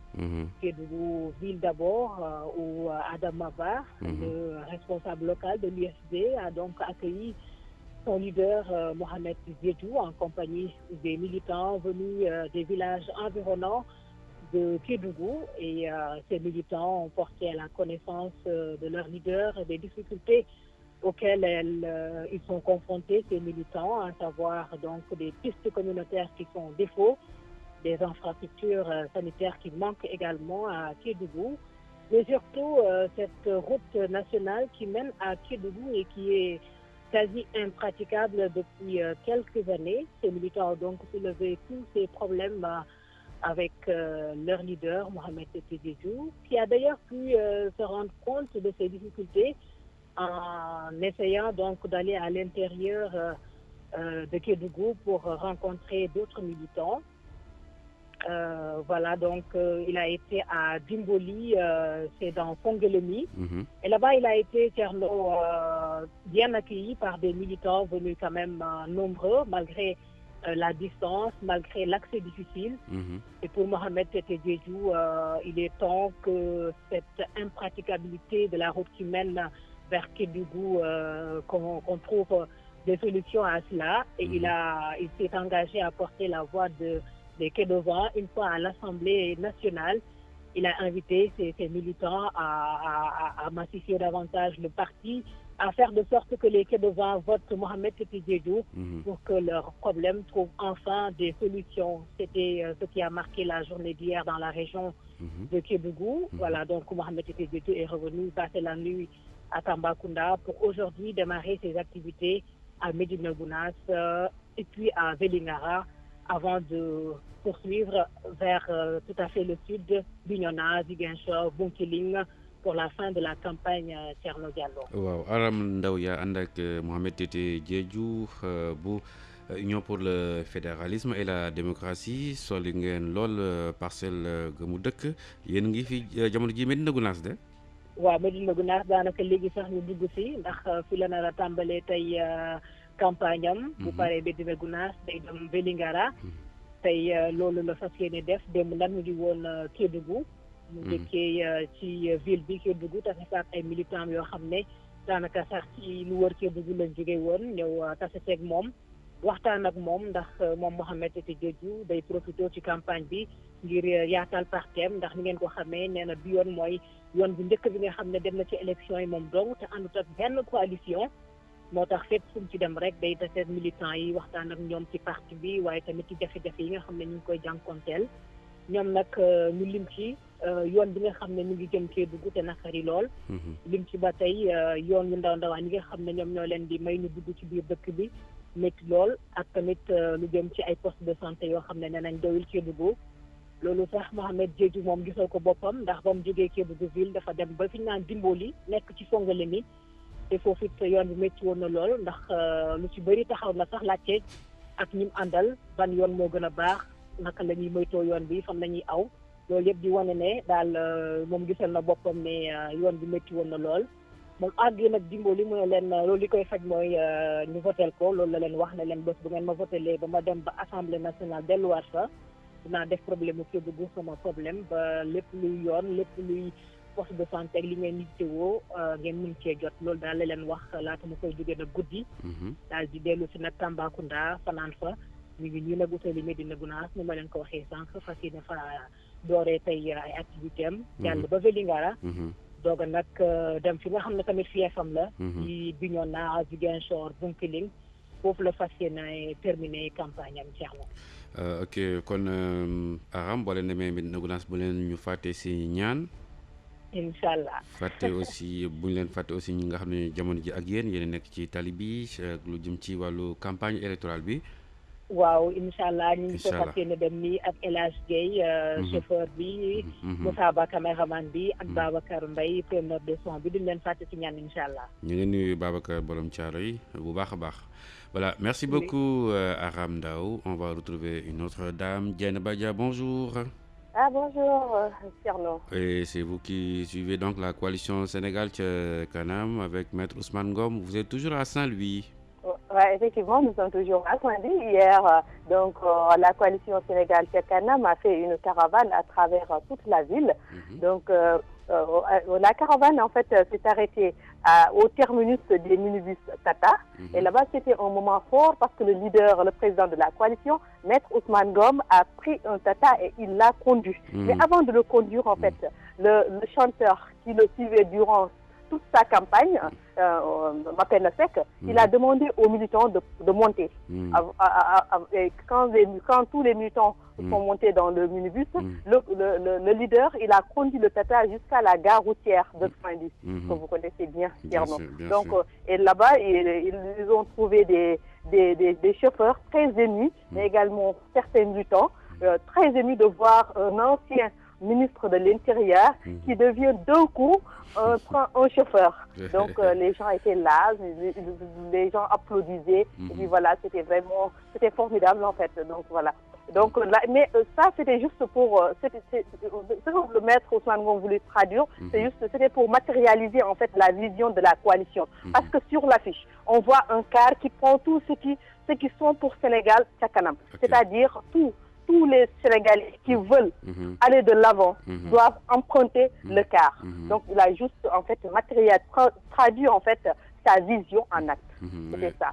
Donc, et c'était l'image du jour à Saint-Louis. C'est ça, c'est l'image du jour à Saint-Louis, mais moi, je n'ai pas pu résister. Donc, en fait, je suis descendue pour prendre certaines images et il me disait, même vous n'avez pas résisté à ça. Et effectivement, il n'a pas tort parce que c'était l'effet recherché, bien sûr. Comment? C'était l'effet recherché. C'est ça, oui, c'était l'effet recherché, c'est vrai. Et il l'a bien réussi, je reconnais. Ok, après la gare routière? Donc, après la gare routière, en fait, la caravane s'est dirigée vers la Langue de Barbarie en passant par Sor et Lille, tout naturellement. Mais à Guet-Ndar, les populations ont jalonné tout le long des grands axes pour accueillir la caravane. Et tout s'est déroulé dans une ambiance très, très festive et même très, très paisible. En fait, tout ça pour dire que les Guet-Ndariens étaient hier très, très fiers et heureux de recevoir un de leurs fils chez eux. Parce que c'est un peuple quand même assez particulier. Donc, s'ils disent, en fait, c'est un peuple, je dis, c'est un peuple très sincère. Voilà. C'est ça. Donc, il a été vraiment très, très bien accueilli hier à Guet-Ndar. Donc, c'est l'essentiel de l'information qu'on a pu obtenir hier. Et cet après-midi, la coalition Sénégal-Kanam est attendue où? C'est ça. Donc, pour cet après-midi, un meeting est prévu à la place Faidherbe, donc juste à la descente du pont. Ah oui, à la place Faidherbe, la mythique place Faidherbe. Dieynaba Dia yaa ànd ak maître Ousmane Ngom coalition Sénégal ca kanam ba tey yéen a ngi Ndakaaru yéen a ngi Ndar plutôt. Ok. waaw noonu la ñu ngi Ndar fii ak coalition Sénégal ca kanam donc démb gis nañu benn caravane bu am solo le maître Ousmane Ngom def fii ci Ndar yëpp wante nag lu ci gën a am solo bokk na bu ñëwee fee nga xamante ne ñu tata yi foofu la ñuy yem ñu koy tuddee terminus bi ndax foofu nag bu ko yegsee dafa daal di jël benn tata yéeg ci wante laata muy commencé di dawal kii nga xamante ne moo koy woyal daanaka campagne bi yëpp muy Mapenda Seck dafa wax militant yëpp nañu ñëw yéeg ci car bi ndax nag kii mooy koo xamante ne car bi moo baax ndax nag ki koy dawal mooy joxe maanaam direction bu baax bi mooy c'est ça donc militant yëpp buñ ci yéegee ñu daal di jubal gare routière maanaam distance bi sax xawul takk noonu mais quand même c'est très très symbolique danañ te toll peut-être ci ay ñaari kilomètres ou bien sax du ko mat mais daal def lu am solo la ci askanu Ndar ndax gis nañ bu mu yegsee ci gare routière bi transporteur yëpp daal di génn ak ñenn ci askan bi ñëpp ngir rek ñëw seetaan gis ki nga xamante ne ministre la woon mu ñëw te nekk transporteur ni ñoom loolu nag mu nekk lu rëy ci askanu Ndar ñoom ñëpp ñu rafetlu ko bu mu fa jógee nag te loolu sax day méngoo rek ci gis-gis coalition bi ndax nag booy xool seen affiche dafa am benn car ndax nee na ñoom ku bëgg dem ci kanam faw nga jël car bi te ku la koy dawalal kenn rek la mooy président seen coalition muy maître Ousmane Ngom donc bu gis kon dafa traduire en fait vision am en acte démb tey ci ngoon fa ngeen jëm waaw tey ci ngoon nag ñoom dañoo nar a amal benn meeting ci place Ablaye Wade daanaka boo wàccee ci pont bi rek foofu la nekk donc meeting bi ñu ngi koy prévoir à partir de 16h yooyu ok donc c'est à la place Ablaye Wade et non place Faidherbe. Non, c'est à la place Ablaye Wade. Place Ablaye Wade, bon, c'est ça, c'est exactement ça. Le meeting est prévu à la place Ablaye Wade. Kon Dieynaba ñu ngi lay jaajëfal. waaw mais tamit dem nañu ba Guet-Ndar moom tamit bëggoon naa ok parce que Guet-Ndar peuple bu c'est un peuple assez particulier xam nga ñoom moom nekk nañ ñoo xamante ne je veux dire que bu ñu benn politicien bu leen neexul du ñeme dëgg tànkam Guet-Ndar loolu moom daanaka ñëpp xam nañu loolu ci ñoom donc waaw moo tax ne nag moom démb def fa dugg maanaam population bi yëpp nañu génn nañu teeru ko ñu kontaan ci bu baax loolu nag day wane ni rek Guet-Ndar dañoo bëgg seen doom bi mu di Ousmane Ngom loolu daal la ñu tësal démb jërëjëf Dieynaba jërëjëf Thierno on se retrouve tey ci ngoon xam naa yow tamit tey ngay décroché ak équipe bi waaw tey incha allah à minuit la ñuy décroché ci moom rek jël ki nga xamante ne mooy Alliance pour la réforme et le développement. Ok kon merci Dieynaba Dia et toute l'équipe qui suit la coalition Sénégal ca kanam avec maître Ousmane Ngom où un meeting est prévu à la place Ablaye Wade donc à la descente du pont à la descente du pont donc à Sor dañuy dugg ci leeral xam nga ne journal Parler Radio Sénégal dafa bëgg a gindi nit ñi ci li nga xamee ni moom la ñuy xëccoo bi mooy assemblée nationale lan mooy assemblée nationale ñu dugg ci taarix bi député lu mu fay def loolu yëpp lañ leen gindi moo tax rédaction journal Parler tàmbali nag démb rubrique bu ñu tudd leeral nag xam ngeen ne juróom-benn million ay doomu aadama ci Sénégal ñoo fas yéene wote dimanche waxtu wi di fanweeri fan ci weeru seet li ñuy xëccoo nag mooy téeméeri 6 ak fanweer ak juróom-benn fukk ak juróom fukk ak juróom moo ci yokk pour député diaspora léegi nag ñu leen di xamale ak assemblée nationale lan moo waral coow li lu tax ñëpp teg bët assemblée di nekk institution bu am solo ci réew ñu déglu si koo xam ni xam-xamam dafa màcc ci mbirum élection Ndiaga Sylla jokkoo ci téléphone ak Arona Gaye. kon ngeen di topp rajo Sénégal seen ponk bi ni wooyee leeral ñeel wàllu askan wi ngeen ñu xam lan mooy assemblée nationale lan mooy député ak lan mooy liggéeyam nu ciy jokkoo ak Ndiaga Sylla di xam-xamam màcc jëm ci wàllu mbirum wote Ndiaga maa ngi lay nuyu. maa ngi lay fay Arona. waaw Ndiaga Sylla lan nga nu mën a baaxee ci wàllu assemblée nationale lan la tekki ak lan mooy njëriñam. baatu assemblée nationale moom soo ko déggee mooy penc mi nga xam ni penc ndaw réew mi fa la ñuy toog di maanaam wote loi yi di saytu liggéeyu nguur gi ndaxte am nga suñu constitution moom dafa wax ci pàcc ñetteel bi ni sañ-sañ bi askan wi moo ko moom da koy dénkaane wala mu doxal ko boppam su référendum ñëwee ki mu koy dénk nag mooy président de la république ci élection yi ñu koy fale moom ginnaaw bu ñu ko falee moom mu taxawal gouvernement am nommé premier ministre ak ay ministre ñoom ñoo yor wàllu doxal ginnaaw ñoom nag maanaam président de la république biy doxal askan wi dafay fal ay député yu koy toogal ca pénc ma bu ñuy wax assemblée ñoom nag ñenn ñi dañu leen fal ci liste nationale bi ñenn ñi jóge ci ay département waaye ñoom bu ñu leen falee rek maanaam nekkatuñu député parti nekkatuñu député coalition dañuy nekk député ngir askan wi teewal askan wi ngir di mën a saytu liggéey gi nga xam ne nguur gi moo ngi koy liggéey di leen voteel maintenant projet de budget bi nga xam ne ci la ñuy maanaam càmbar xaalis bi nga xam ni moom la ñu war a doxale en fait donc liggéey boo xam ni jëm na ci wàllu njàng mi wàllu wér-gu-yaram fonk yëpp rek yoo xam ni askan wi yitteewoon nañ ko ñoom dañuy am possibilité di contrôler li nga xam ni ministre bi moo ngi koy def looloo tax d'ailleurs jamono yi passé sax da ngeen di gis ni premier ministre souvent dafay ñëw assemblée nationale ñu koy laaj te laaj boobu ci sañ-sañu député yi la maanaam li ñuy wax question orale am dara lu xew député yi laaj ministre bi par exemple courant di yu bëri yi di coupé wala par exemple affaire mbirum pétrole bi député yi am nañu sañ-sañ di woo donc ministre yi di leen laaj am nañ aussi sañ-sañ justement di voter loi yi nga xam ni moom la réew mi di sukkandiku pour mën a dox. jërëjëf Ndiaga Sylla mu doon suñu gan ci wàllu leeral xam-xam màcc jëm ci wàllu mbirum wote. jërëjëf Arona Gueye mu nekkoon leeralu Ndiaga Sylla xam-xamam màcc lool ci mbirum élection ñu doon leeral assemblée nationale député lu mu fay wuti ak liggéey bañ ko fay xaare vous suivez donc les routes de la campagne sur les routes de la campagne 11h11 Radio Sénégal sur l'ensemble de son réseau synchronisé technique Amadou Ndiaye réalisation Mariam Mané Dior Ndiaye Cissé au micro Thierno Diallo coordination Khali Amadou Nar Fall et François Xavier Thiaw. Bonjour à notre ami Cheikh Diop. Voilà la caravane qui se poursuit. Tout de suite, on va retrouver une autre équipe. Elisabeth Agnès Sarr. Elisa, bonjour. Bonjour, Thierno Diallo. Voilà, Elisabeth, bien réveillée. Vous êtes avec le FPR, le Front Patriotique Républicain. C'est bien ça, Thierno Diallo, et ce dimanche donc, nous sommes dans la région de Dakar avec donc 3 étapes. Et il s'agira de la première étape qui est Rufisque, ensuite Pikine, et puis le FPR va finir donc par Guédiawaye. Il faut rappeler que dans la région de Dakar, le FPR a investi donc dans les départements de Pikine et Rufisque. Pikine avec comme tête de liste Ousseynou Mbaye, Rufisque Majib Mbaye. Donc la tête de liste va venir avec ses têtes de liste donc battre campagne ce dimanche dans la région de Dakar. Mais hier, Thierno, il faut rappeler qu'on était du côté de Mbour. C'était normalement la première étape de la caravane que la tête de liste nationale du FPR devait diriger.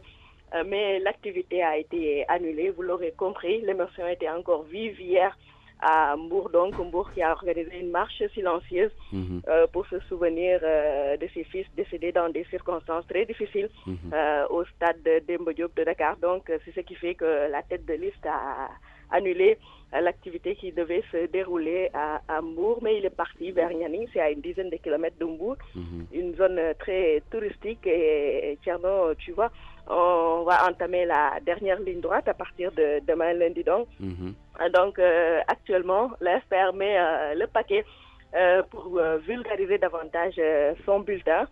Parce qu'il y a 47 listes, ils ne veulent pas qu'il y ait des confusions le jour du vote. Donc à Nianing, mais aussi Tivaouane, qui a été une autre étape de la journée d'hier, ils ont montré à leurs partisans le bulletin blanc avec les écritures rouges marquées du sceau de l'éléphant. C'est donc le bulletin du FPR. C'est d'ailleurs à Tivaouane qu'ils ont enregistré leur temps d'antenne avec le 5e sur la liste nationale, Mamadou Niang. Ce qu'on peut retenir de l'activité donc qui s'est déroulée à Tivaouane, Thierno, c'est que sur place, le FPR a entendu beaucoup de doléances, mais comme ils l'ont eu à le dire, ils ne peuvent pas prendre de doléances aujourd'hui, d'engagement pour dire aujourd'hui qu'ils vont venir construire des routes ou bien régler des problèmes d'assainissement. Ils ont dit à ces populations ce qu'ils peuvent faire, c'est une fois élus donc être leur porte-voix et sur un autre registre travailler avec ces populations, puisque la tête de liste l'a dit et redit à ces différentes étapes de sa campagne. Lui, avant même de s'engager en politique, avait commencé à travailler dans des actions de développement avec des populations, plus particulièrement dans la région de Thiès, mais il se dit prêt à élargir ses activités donc à d'autres régions du Sénégal. L'autre étape donc qui était Nianing, je le disais tout à l'heure, à une dizaine de kilomètres de Mbour, c'est une zone très touristique et dans cette zone, autant vous trouverez Thierno des populations nantis qui ont les moyens de s'acheter des maisons au bord de l'eau, autant vous trouvez des populations qui sont dans d'énormes difficultés. À ces populations-là, la tête de liste nationale du FPR a dit à les appeler donc à voter la liste FPR pour avoir des députés du peuple qui vont aller donc à l'Assemblée défendre les populations. Parce que si on suit les responsables du FPR, beaucoup de députés à l'Assemblée ne s'engagent pas trop à leur avis dans la résolution des problèmes des populations. Thierno Diallo. waaw Elisabeth Agnès Sarr yaa ànd ak waa FPR jamono démb yéen a ngi woon Mbour du noonu. waaw foofu moo waroon nekk première étape seen journée de campagne, mais xam nga Mbour foofu ba tey émotion bi dafa vive, ñun ñi ba tey dañuy nekk ci nakar te xam nga démb dafa coïncider ak ñi doon amal marche silencieuse boo xam ne mbooloo mu takku Thierno la daal di dajale foofu. xam nga rek ñun ñi seen xol gën a neexuloon trop daal moo tax mu daal di annuler activité bi mu waroon amal foofu, mais dem na fu weesu tuuti Mbour muy Nianing, digganteem ak Mbour ay bu ëppee fukki kilomètres li ci teg du bëri noonu, muy zone nag très touristique. Mais autant ngay dem foofu gis ñoo xam ne am nañu, autant ngay gis ñoo xam ne dañuy nekk ci coono yu métti, rawatina ñuy féete ci kaw gi tuuti. te loolu lépp nag bu ñu toppee ñi nga xam ne ñoo jiite FPR dafa jëm rek ci politique yi nga xam ne nguur gi da koy tëral, ndax dañuy dem sax ba fàtte ñi nga xam ne ñoom ñoo fa cosaanoo dëkk fa, ñi nga xam ne rek ñoom ñoo mujj ñëw am doole jënd kër, ñooñu daal ñoom mel ni ñoom ñooy gën a gis seen bopp ci dëkk bi. te loolu lépp njiitu FPR mu ne li koy dindi rek mooy askan wi def le vote utile, mooy voté liste de FPR, ndax ñoom dañuy jàpp ne ñoom bu ñu demee ca pencum ndaw réew ma askan wi rek moo leen di ñor, askan wi rek lañ fay nekkal, ndax ñoom dañuy ne politiciens yu bëri seen bopp la ñu fi nekkal. moo tax wan nañ leen bu baax seen bulletin, ndax xam nga ñu ngi dugg ci dernière ligne droite dimanche ak jàmm, heure bi war na fekk ñi commencé wote Thierno. ñu soobu ci mbir mi mooy dimanche heure bi gaa yaa ngi ci mbir mi. voilà dinañ nekk ci mbir mi Inch'Allah, moo tax wan nañ leen seen bulletin mooy bu weex bi am bind yu xonq ak mu am ñay bi ñu ngi ko ci dessiné ci kaw, mu ne nag bu ko kenn jaawatle, ndax ñi nga xam ne ñoo di seen i partisans bu ñu voté loolu rek ñoom dinañ dem bokk ci 13e législature bi, door nag liggéey li nga xam ne rek moom lañ gis ne mooy jëmal réew mi kanam, mooy déglu bu baax askan wi di yóbbu seen i mbëbët foofu. ba ñu jógee foofu dem nañu Tiwaawan, foofu nag fa lañ enregistré sax seen temps d'antenne, 5e bi nekk seen liste nationale moo ko fa amal. foofu tamit kàddu yi dafa jëm ci fësal leen bulletin bi ba askan wi xam ko, waaye tamit ci ne leen bu ñu nangu rek ñi leen di naxati mooy ku ñëw rek neexal leen wala yeneen rek ñu daal di wote nañu amal vote utile mooy bu ma toppee seen kàddu bu vote liste SPR ndax ñoom nee nañ askan wi rek la ñu fas yéene nekkal ci pencum ndaw réew mi mu ne moom nag du dig kenn programme ndax askan wi foofu xam nga dañuy yëkkati ay mbëbët jigéen ñi ne ñu jot ci financement ak tamit ñenn ñi di wax wàllu courant wala leen bu dee sax am na jéego yu bëri yoo xam ne moom ci boppam wax na ko ne def nañ ko ci dëkk bu tedd boobu mu ne moom ci boppam li mu mën mooy dina nekk tànk askan wi buñ ko falee di yóbbu seen i mbëbët moom nag ci boppam mu ne moom dafa yàgg di liggéey ci développement mu gënoon concentré activité am ci Thiès mu ne nag lii da koy firndeel rek ne war na kon génn foofu noonu yaatal ko ba fépp foo xam ne rek nit a ngi fi ci réew mi nga mën kee jox mu ne loolu la mën waaye du bëgg dem assemblée ba dig askan wi loo xam ne yelloowul ak liggéey mandat bi muy laaj maanaam mu nekk député Thierno Diallo. jërëjëf Elisabeth Agnès Sarr, on se retrouve cet après-midi. Thierno waaw. oui. balaa may dem rek niñ ko ñu bëri defee mooy massawu caravane bi nga xam ne professeur Amsatou Sow Sidibé moo ko jiite massawu tamit suñu équipe bi nga xam ne ñoom ñoo topp ci bile liste métti na torop xanaa rek ñaaxaat ni ko ñu bëri waxee ñun ñi gën a prudent ci tali yi ndax xam nga campagne bi ñu ni dañuy daw xël te suñu état tali yi ci essentiel bi antanul des fois sax li nga xam ne moom lañ leen di teg woo daal ñëpp ñi nga xam ne ñooy usager tali yi ñu gën a bàyyi xel bu baax a baax a baax ci seen sécurité saytu seen sécurité mais aussi ñenn ñi parce que booy jël yenn risques yi du yem sax ci yow day mujj rek ñeneen daal di ci loru comme lii rek xew ni ki démb ñu koy massaw nag di ñaan rek mu yem fi ci campagne bi voilà jërëjëf Elisabeth Agnès sa kàddu yi rafet na bu baax a baax ñuy wax nag encore une fois prudence sur les routes. Younous Diédhiou, bonjour. Bonjour Thierno. Vous êtes avec les citoyens pour l'éthique et la transparence avec Moussa Touré. Tout à fait, nous sommes pour rappel avec la coalition 7, les citoyens pour l'éthique et la transparence, Guérin Seréou du président Moussa Touré. Hier donc, 7 a déroulé des activités entre deux régions, c'est-à-dire que nous étions écartelés entre les régions de Saint-Louis et Louga, où aussi bien le matin que l'après-midi, on a eu à dérouler des activités. Dans l'édition d'hier après-midi, nous avions fait l'économie des activités que nous avions déroulées à Madiana, où il a eu droit à un accueil chaleureux avec un décor très très beau. C'était selon la tradition locale. Les populations l'ont accueilli à bord des chevaux et sur fond de tam-tam. Au marché Saint-Maur aussi, au marché Sorotan pour moi, je me trompe, je me retrouve donc à Ziguinchor. Je voulais parler du marché Sor de Saint-Louis. Il a eu à faire de la proximité.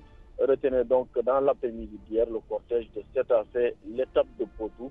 Potou donc c'est une localité qui draine du monde de par des activités, le dynamisme de la localité, surtout du point de vue maraîcher.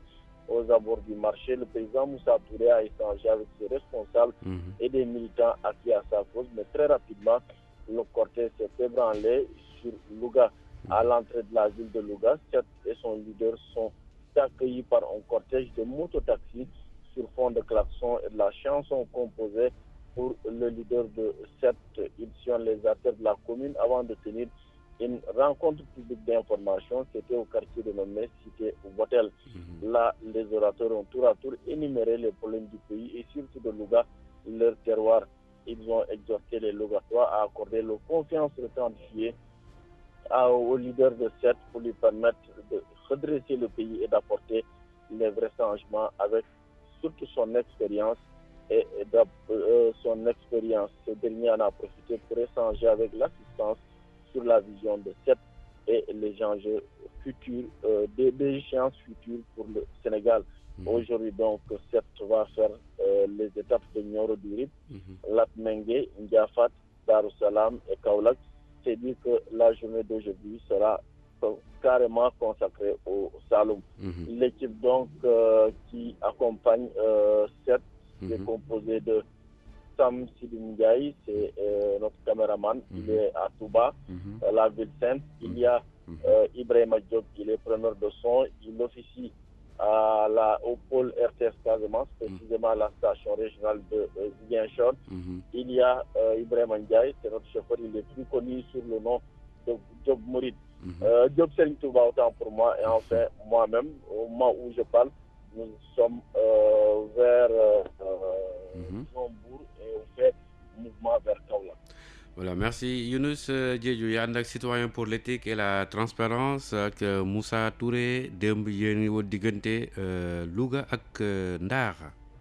waaw démb ci fàttali ñu ngi yoon diggante Ndar ak Louga. nag jotoon nañ fa déroulé ay activité démb ci jokkoo bi dox suma diggante ak yow ci ngoon si. defal naa la activité yi nga xam ne moom la amaloon ci suba si. ñu jàpp ne ci gàttal ci ngoon si demoon na ci dëkk bi nga xam ne nag mooy Potou xam nañ ne dëkk la bi nga xam ne nag bëri na nit boole ci am na yëngu-yëngu yu am solo yi fay am surtout mbirum mbéy mi. nga tax na bu mu fa yeggee am na diisoo bu gaaw bu dox digganteem ak responsable set. boole ci ak ñi nga xam ne nag ñoo saxoo set waaye yàggu fa mu daal di bëri ci dëkk bi ñuy naan Louga bu muy laata muy dugg fële nga xam ne nag mooy Louga am na cortège moto taxi xale yi leen tuddee Jakarta ñu ko teeru. daal di ko gunge ba ñu wër li nga xam ne nag mooy mbeddu Louga yi ñu daal di amal meeting fële ci quartier bu ñuy naan RIP sax lañ koy tuddee rencontre publique d'information. ci gox bu ñuy duppee cité Votel. foofu nag ñi nga xam ne nag ñooy doomu Louga yi jël nañu kaddu rafetlu expérience bi nga xam ne Moussa Touré am na ko ci mbirum affaire publique boole ci ñaax nañ doomu Louga yi nga xam ne élection yi jëm ni élection yu am solo la. ñu jàpp ne nit ñu mel ni Moussa Touré seen expérience may da leen may ñu mën a redresser situation bi nga xam ne Sénégal ñu ngi koy jànkoonteel boole ci dañ jàppale ndaw ñi ci lépp li nga xam ne nag moo jëm ci biir Moussa Touré nag profité na ci pour waxtaan ak ñi nga xam ne nag ñooy waa Louga ci solo bi nga xam ne nag élection yi jubal ni moom la am ak kenn ku ne taxawaay bi ñu mën a am surtout ñoom mu jàpp ne jot nañu jàppale leen ko defee ñu rëdd beneen xar kanam fi nga xam ne nag mooy réewum Sénégal. tey jii ñu ngi jamono ji boorum Mbour di jubal fële nga xam ne nag mooy Saloum. tey jii kii liste bi nga xam ne nag mooy set dina def étape Nioro du Rip Mengue Ndiafate Darou Salaam ak Kaolack. équipe bi gunge set nag bokk na ci nga xam ne nag mooy Samsirine Ndiaye. moom caméraman la RTS mu ngi fële ci dëkk bu sell bi di Touba. am na ci itam Ibrahima Diop moom preneur de son la mu ngi bokk ci RTS pôle Casamance. station régionale bu Ziguinchor. beneen Ibrahima Diop bi moom chauffeur la ñu gën koo xam ci Diop Sëñ Touba. ak ñun ñi ñoo ne di tey ji coalition bi di set. jërëjëf Younous Diédhiou ñu ngi lay jaajëfal bu baax a baax. yow it ñu ngi lay gërëm Thierno. jërëjëf kon Younous Diédhiou. On va retrouver Tida Sané qui suit la Fédération démocratique des écologistes du Sénégal en partance pour Kayar Kër Abdou Ndoye. C'est cela, Tida? C'est ça, Thierno Diallo. Bonjour. Nous sommes présentement à Kayar et où nous attendons le leader de And Natal Sénégal, Ali Haïdar. Donc nous sommes rentrés hier de Ziguinchor. Ce matin, je veux dire, parce qu'on est arrivé à 3 heures du matin, on n'a presque pas dormi. Et en ce moment même, nous sommes à Kayar. On attend en ce moment Ali Haïdar ici au niveau du quai de pêche de Kayar où il doit rencontrer les pêcheurs, échanger sur les difficultés de la pêche, comment faire pour préserver nos ressources halieutiques. Hier, donc, on était à Ziguinchor. Le leader de And Natal Sénégal n'a presque pas fait de manifestation. Il s'est contenté de faire une déclaration chez lui à Djibonor, je vous l'ai dit, dans la forêt où il a construit sa maison. Et devant les mangroves, il a lui-même implanté sur une superficie de 15 000 hectares devant la caméra. Donc, il est revenu sur l'importance de cette espèce végétale, car selon lui, ça fait régénérer l'écosystème et les crustacés qui sont au niveau des racines servent de nourriture aux poissons comme le chof et les carpes. C'est pourquoi il en a implanté un peu partout à Ziguinchor, notamment à l'entrée de la ville, au niveau du premier pont, en venant vers Ziguinchor, au niveau du premier pont. Donc, il a fait la même chose dans certaines régions, dont Matam. Il est revenu sur les enjeux de l'environnement que personne n'ignore maintenant avec le réchauffement climatique, d'où l'importance selon lui donc de voter pour la liste natale Sénégal pour que les écologistes puissent davantage protéger cette nature à l'Assemblée nationale. Nous sommes donc présentement à Kayar où nous attendons Ali Haïdar de moment à l'autre et après nous allons nous rendre à Sendou. Thierno Diallo. Tida Sané yaa nag Ali Haïdar jamono ji yéen ngi Kayar kër Abdou Ndoye mais laata loolu jaar ngeen gox yu mel ni kër Moussa Béer ak Bayax. noonu la Thierno Diallo te ñu ngi fii ci Kayar comme ni nga ko waxee nag ñu ngi ci présentement ci quai bi nekk quai de pêche bi di xaar ñi nga xam ne mooy leader ànd naatal Sénégal di Ali Haïdar ak délégation mu fii nekk mu war a waxtaan rek ak ñi nga xam ne ñooy nappkat yi ci jafe-jafe yi nga xam ne moom la ñuy jànkonteel ci wàllu napp bi ana nan la ñuy def rek ba préserver sunu ressource ana nan la ñuy def rek ba éviter nit ñi yeneen dëkk yi ñëw di pêcher d'une façon illégale ci sunu ndox mi ci sunu géej gi.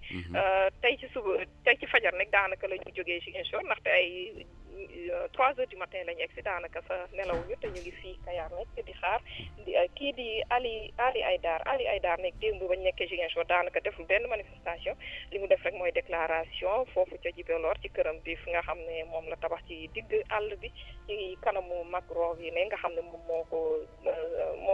moo ko béy foofu ci sur une superficie de 15 000 hectares ñëwaat na ci bu baax ci njëriñu loolu nga xam ne mooy mangrove bi ndaxte ci nee na ci gis-gisam loolu day tax rek ba écosystème bi gën a mën a dund ba pare li nga xam ne mooy nekk ci racines yi moom xeetu jën yi nga xam ne mooy coof ak ay carpe yu ni mel moom la ñuy dundee looloo tax nekk béy na lu ni mel nekk un peu partout ci Ziguinchor rawatina nekk ci entrefile bi ci premier pont bi booy dugg Ziguinchor def na lu ni mel tamit ci yeneen région yi mel ni Matam moom nag ñëw na ci li nga xam ne mooy enjeu environnement nga xam ne léegi moom daanaka kenn mënatu koo weddi ndax tàngaay bu metti bi nga xam ne ak changement climatique bi nga xam ne ñëpp daanaka ràññee nañ ko looloo tax nekk mu ñaan askan bi ñu voteel liste ànd naatal Sénégal ak Ali Haïdar nga xam ne écologiste yi moom noppi nañu foofu ca Assemblée nationale daal di voté ay loi yoo xam ne dañuy gën a protéger li nga xam ne mooy sunu alam bi lépp lu jëm ci sunu géej gi ak sunu forêt beeg lépp bu ñu jógee fii Thierno nekk dinañ dem fi nga xam ne mooy Sendou nga jëm waaye nag jamono ji Kayar xam nga di dëkku napp du noonu ma ni Kayar di dëkk napp waaw dëkk napp la ak horticulture maanaam mbayum dër mi waaw nga jaar ci foofu mooy ñaay bi nga jaar dëkk yi mooy lim sànq jaar nañ fa gis nañ fa yu sew moom bien que yu sew yi moom commencé na manqué ci marché bi mais gis nañ fa moom ay saaku yu sew moom lu mel ni lan yu sew yi yàlla lu mel ni ay chupame carotte batañse beeg yooyu moom mi ngi fi foofu lañ koy jëlee di ko yóbbu yenn gox yi di jaay si kii bi waaw merci beaucoup kon di nuyu bu baax a baax suñu mbokk auditeurs yi nekk ca kër Moussa ca Béer ak ca Bayax ak kër Abdou Ndoye foofu ca Kayar di jaajëfal bu baax a baax ñi nga xamee ni ñoom ñuy topp ci 100.6 diwaanu Thiès. Papa Malick, bonjour. Bonjour Thierno. Vous êtes toujours avec la coalition Manko Taxawu Sénégal. C'est affirmatif comme disent les militaires Thierno. Voilà, quelle est la position? Vous êtes toujours à Touba? Non, nous sommes rentrés de Touba après minuit 0h. Actuellement, on est à Dakar parce que l'après-midi, on doit terminer soit à Guédiawaye, soit à Pikine. Dans la banlieue? Oui, c'est ça. Et est-ce que vous pouvez revenir sur les étapes d'hier? Oui, Thierno. Hier, la caravane a démarré par une visite au Khalife général des Baye Fall, Serigne Djembou Fall, à sa résidence de Mbacké. Ici, les 5 investis de la coalition Manko Taxawu Sénégal, conduite Thierno par la tête de liste Mokhtar Sourang de l'Union nationale patriotique, lui a expliqué le but des législatives et sollicité ses prières. Après Thierno, les bénédictions du marabout, la caravane, bien entendu, sans doute, a le chemin éclairé s'est ébranlé à travers les artères de la ville. La sonorisation a libéré des décibels de Khassaïd. C'était chouette, hein, Thierno. On s'arrête par-ci, par-là, on distribue des prospectus, les bulletins de la coalition, ça et là. On explique pourquoi il faut voter Manko Taxawu Sénégal pour le 30 juillet. Thierno Mokhtar Sourang, la tête de liste, est convaincu que tout va se jouer à Touba entre Manko Tahaou Sénégal et la coalition gagnante conduite par Maître Abdoulaye Wade. Convaincu Thierno de sa défaite, Martel Mokhtar Sourang, la tête de liste Benno Bokk Yakaar, fait tout pour s'aborder les élections. C'est Mokhtar Sourang qui l'a dit, en semant la cacophonie dans la distribution des cartes d'identité, car Benno dit Mokhtar Ndiaye facilite à ses militants de récupérer leurs pièces et rend la tâche difficile à l'opposition. Il donne son exemple, lui qui s'était inscrit à Touba Ndiarème, dans la commune de Touba, n'a pas encore reçu sa carte d'identité. Et Thierno doit se rendre dans un autre centre qui s'appelle Touba, cette fois-ci dans le Diourbel, dans la commune de Diourbel, pour voter. Il dit que le pouvoir sera responsable de tout ce qui arrivera le jour des élections, parce que pour lui, on ne peut pas accepter, il sera difficile qu'on accepte que les gens de Benno Bokk Yakaar votent et que l'opposition ne puisse pas disposer de ces cartes d'identité pour aller voter. C'est pourquoi il place la coalition Benno Bokk Yakaar responsable de tout ce qui va advenir, Thierno. Papa Malick Ndao yaa ànd coalition Manko Taxawu Sénégal tey ci dibéer bi yan activité ngeen naal? waaw Thierno, tey ji bu neexee yàlla ci ngoon si war nañoo jeexale Pikine ak Guédiawaye. loolu la ñu équipe bu presse coalition bi daal di wax. waaye nag xam nga démb ñu nga woon ca Touba ak Mbacké. Touba sax defuñu fa dara parce que foofu xam nga kenn du fa def benn manifestation. waaye ci Mbacké la ñu commencé caravane bi nag ñu ngi ko tàmbalee ñu dem seeti xalif général Baye Fall bi. xam nga moom mu ngi dëkk ci biir Mbacké, muy Cheikh Jëmbo Fall. bañ ko fekkee nag ci këram. waa coalition bi 5 nit ñi juróom yi nga xam ne yëpp def nañ leen ci liste bi nuyu nañ ko nag wax ko ñoom lan mooy seeni tànk, wax ak yëpp daal expliqué ko lan mooy élection législative bi. sëriñ bi daal di leen sant, daal di leen wax nag ñu def ndànk rek def ko lépp ci jàmm. bañ fa délégation boobu nag Mokhtar Sourang nga xam ne mooy tête de liste coalition Manko Taxawu Sénégal, moom moo leen jiite woon. buñ fa jugee nag ci kër sëriñ bi dañoo def rek seen caravane, ay oto yu bëri xam nga Touba moom dafa bëri ay oto. ñu jaar ci mbedd yi. xam nga nag bu leen sëriñ bi ñaanale mbir mi daanaka comme ñoom ay taalibe lañ, dafay leer ci ñoom. ñu jaar nag ci mbedd mi teg nag seen oto yi moo xam nga Thierno fii moom amul ay raas gin, moom fii moom xasaay rek lañ fi teg. gaañu naan ëskay rek ñu dugg ci quartier yi. fu ñu dugg fii nii nag ñuy joxe ay prospectus, di joxe ay bulletins de vote yoo xam ne Manko moo ko moom.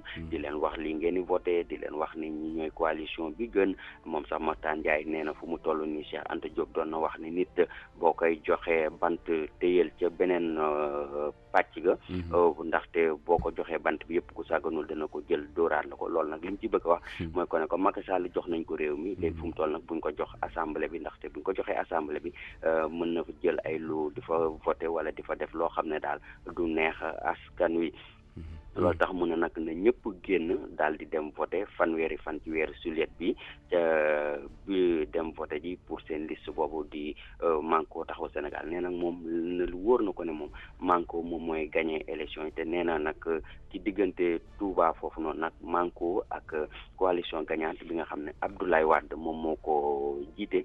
nee na nag ñoom ñoo xëccoo Touba ndax nee na foofu Benno Bokk Yaakaar du am dara. nee na sax loolu moo tax Benno Bokk Yaakaar nekk na commencé saboter élection yi. ñoom di jël seen militant yi di leen jox seen carte électeur ak seen i carte d'identité.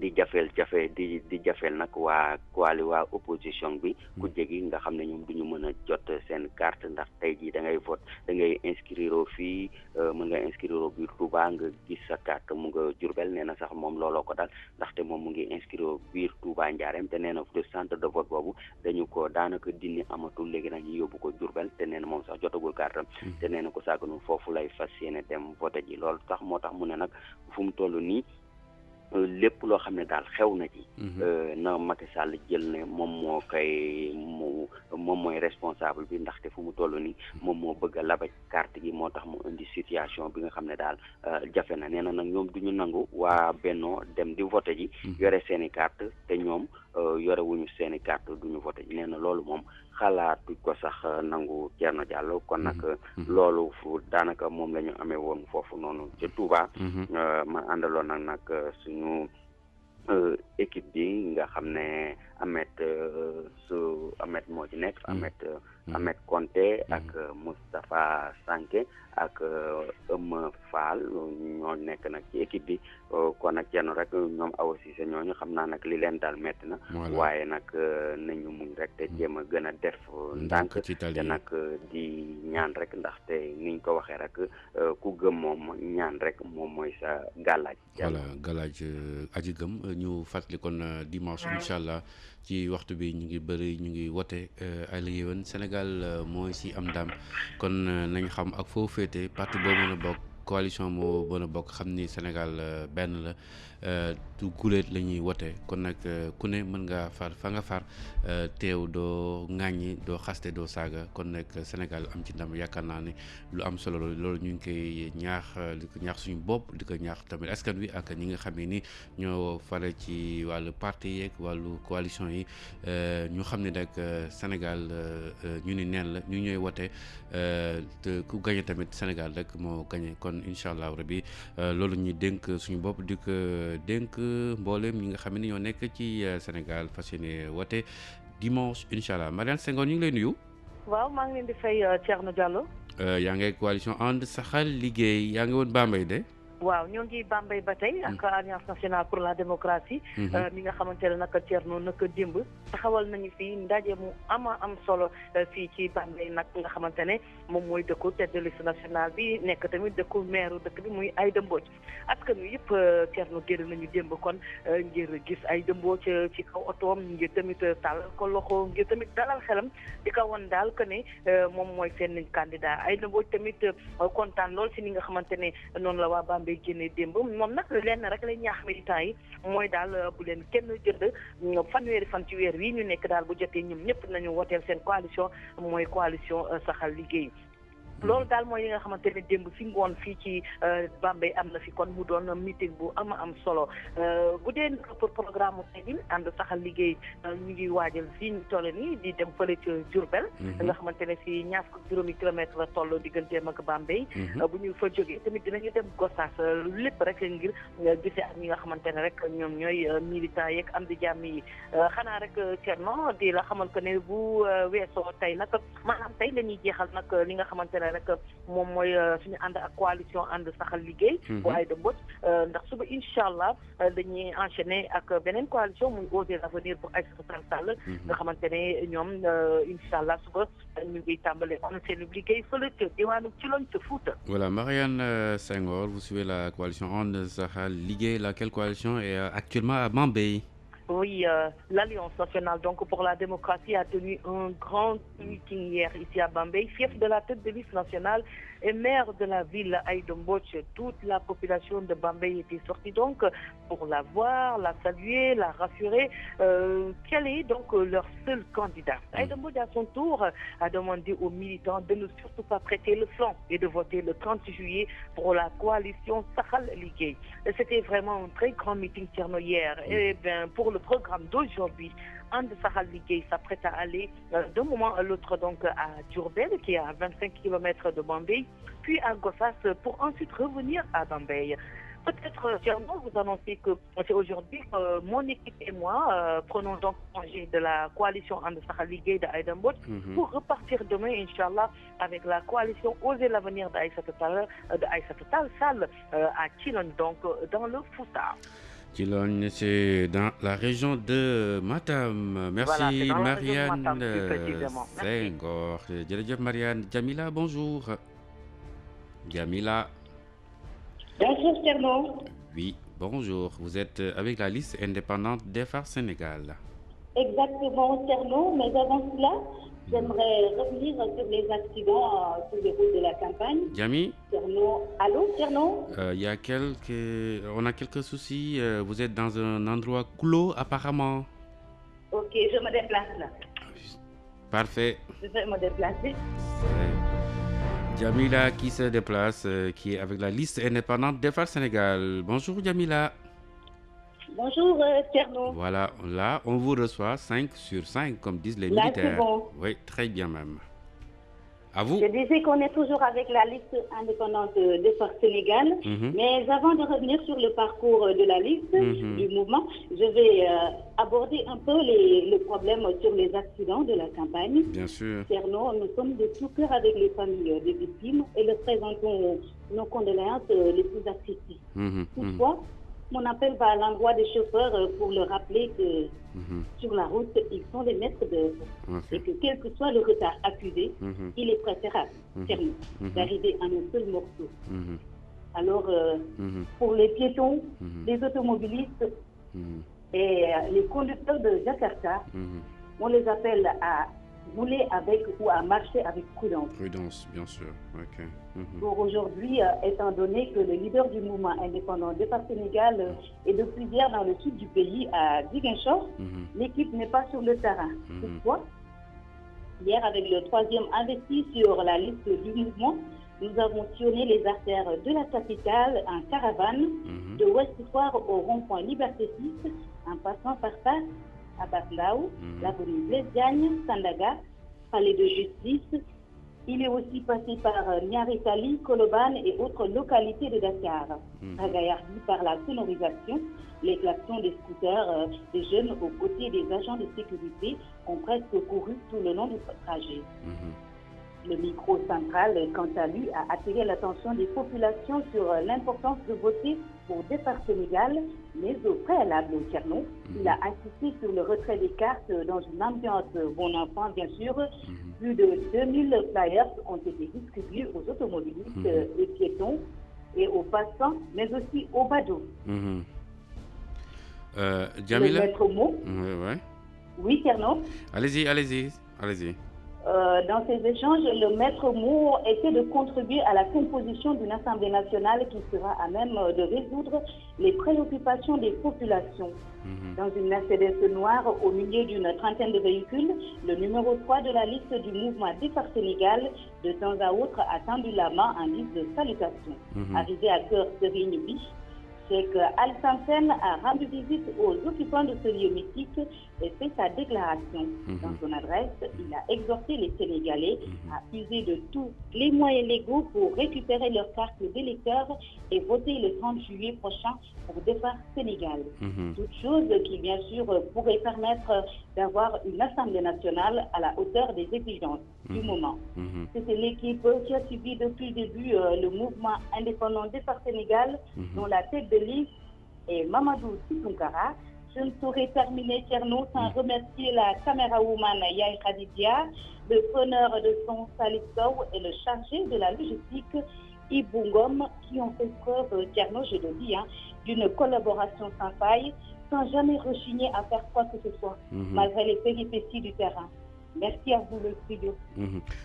Jamila, très rapidement en Wolof, avant de retrouver le dernier intervenant, Daouda Badiane, il y a un liste indépendante des phares Sénégal. waaw Thierno ma ànd ak liste indépendante Defar Sénégal. laata boobu nag ma masawu bu baax ñett ñi nga xamante ne ñàkk nañu seen bakkan ci yoonu campagne bi. ñuy vraiment ñaaw lu loolee te di woo tamit man sama woote dafay jëm ci à l'endroit des chauffeurs. di leen xamal ne rek ñu caravane bi tardé jaral na leen jaral sax ñu sauté benn étape pour voyage bi. mais nañu fexe rek daal di àgg ci jàmm. ci loolu may woo ñii di dox. ñii di dawal ak dawalkatu Jakarta yi. ñu gën a yokk prudence bi voilà. waaw tey nag ginnaaw ba leader du mouvement indépendant Defar Sénégal nekkee depuis démb ci suba ci sud réew mi ci Ziguinchor équipe bi nag nekkul ci terrain bi wane nag démb ak troisième investi bi ci liste mouvement bi waroon nañu département Dakar yëpp jaaree ko Ouest Foire rond-point Liberté 6 ak it Fass Abass Ndao avenue Blaise Diagne Sandaga palais de justice waane it bàyyi ñu gannaaw ñaari tali ak Colobane ak yeneen loolu ci musique bi nag xumbate yi ak klaxon wu scooter yi taxoon ba ay gone tout tànk ànd ak ca waxte loolu topp ci agent de sécurité yi daw presque parcours bi yëpp micro central bi moom dafa rek fësaloon vote bi ci askan yi ngir rek ñu fexe ba vote waane it laata vote faaw ñu am seen carte d'identité ci xumbate yooyu nag ñu distribué lu tolloo ko ñaari junni flyers ay ñii di daan dawal oto ci tali bi ñi daan dox ak seetaankat yi li fesoon nag ci woote gi moo di ñu fexe ba assemblée nationale ñu boole ci mu am ay député yoo xamante ne danañu mën a tontu ci mbébétu askan bi ci benn Mercedes bu noir nag nekk ci diggante lu mat lu ëpp fanweeri oto ci le numéro 3 liste mouvement Defar Sénégal de temps à autre daan tàllal loxo bi daan nuyu askan yu ñu daan romb ba nu àggee nag ci kër sëriñ bi Cheikh Alassane Sène moom daal di seeti ña nekk foofee ci foofa sax la defee déclaration mu woo sénégalais yi ci ñu def lépp seen kéem kattan ngir jotali ci seen i carte électeur te it ndax rek ñu mën a voté ji fanweeri fan ci weeru sulet bi ñu jëm pour Defar Sénégal loolee rek moo mën a tax sukkandikoo ci kàddu Cheikh Alassane Sène ñu am assemblée nationale buy tolloo ko soxla moment bi loolu nag Thierno mu nekkoon ak njàppalu équipe bi toppoon ci ndorteel bi ba léegi mouvement indépendant Defar Sénégal Mamadou Sy Tounkara nekk ci tête de liste bi man nag mënumaa jeexal Thierno te duma remercier bu baax jaajëfal caméra woman bi Yaay Khadija preneur de son bi Salif Sow ak ki nekkoon ci logistique bi Ibou Ngom ndax boobu ba léegi rek dañoo jàpp sew bàyyi ñu ànd ci nag ci lëkkaloo bu mucc ayib may remercier it studio bi Thierno Djamila qui a bien, vous l'avez suivi, bien amélioré son Wolof, n'est-ce pas Xavier? Bon, elle va revenir pour le Wolof. Merci à Djamila. Dernier intervenant Daouda Badiane, mais un rectificatif. Gana Mbaye, c'est l'actuel maire de Bambey et non, Madame Aïda Mbodj. Aïda Mbodj n'est plus maire de Bambey, mais Gana Mbaye. Daouda, bonjour. Bonjour, Thierno Diallo. Nous sommes bien, je vais vous dire, à Kolda, la capitale du Fouladou. Kolda. Après, la série ici, la série de visites de proximité se poursuit. Ce matin, même Amadou Diallo va prendre part à la caravane organisée par Abdoulaye Cissé, qui le représente ici à Kolda.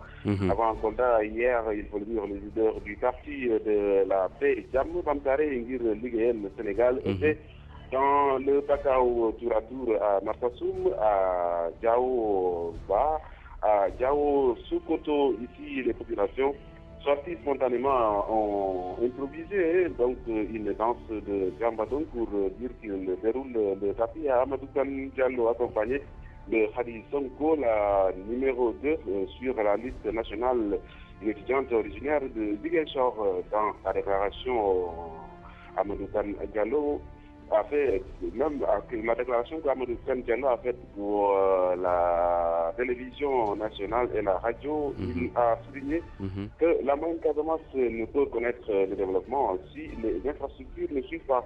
Il prend un exemple, la boucle du budget, donc qui doit, selon lui, être réalisée pour que les populations puissent vivre dans un état d'ouverture au reste du pays. Amadou Diallo de dire donc aux populations de faire le bon choix le jour du 30 juillet en votant pour sa liste.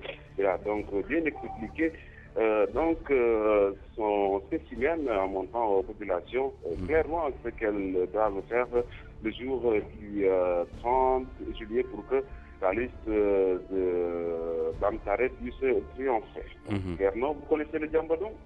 Oui, le Djambodon, oui, je connais bien. Et bien sûr, c'était donc la danse qui a rythmé pratiquement les visites dans le Pakao, partout. Et c'était une manière pour ces populations, ces belles populations, de dire Inimbara Bamtare. Vous connaissez également, à part le Djambodon dans le Fouladou, le Bouguerebou en Casamance? Le Bouguerebou, oui, également, oui.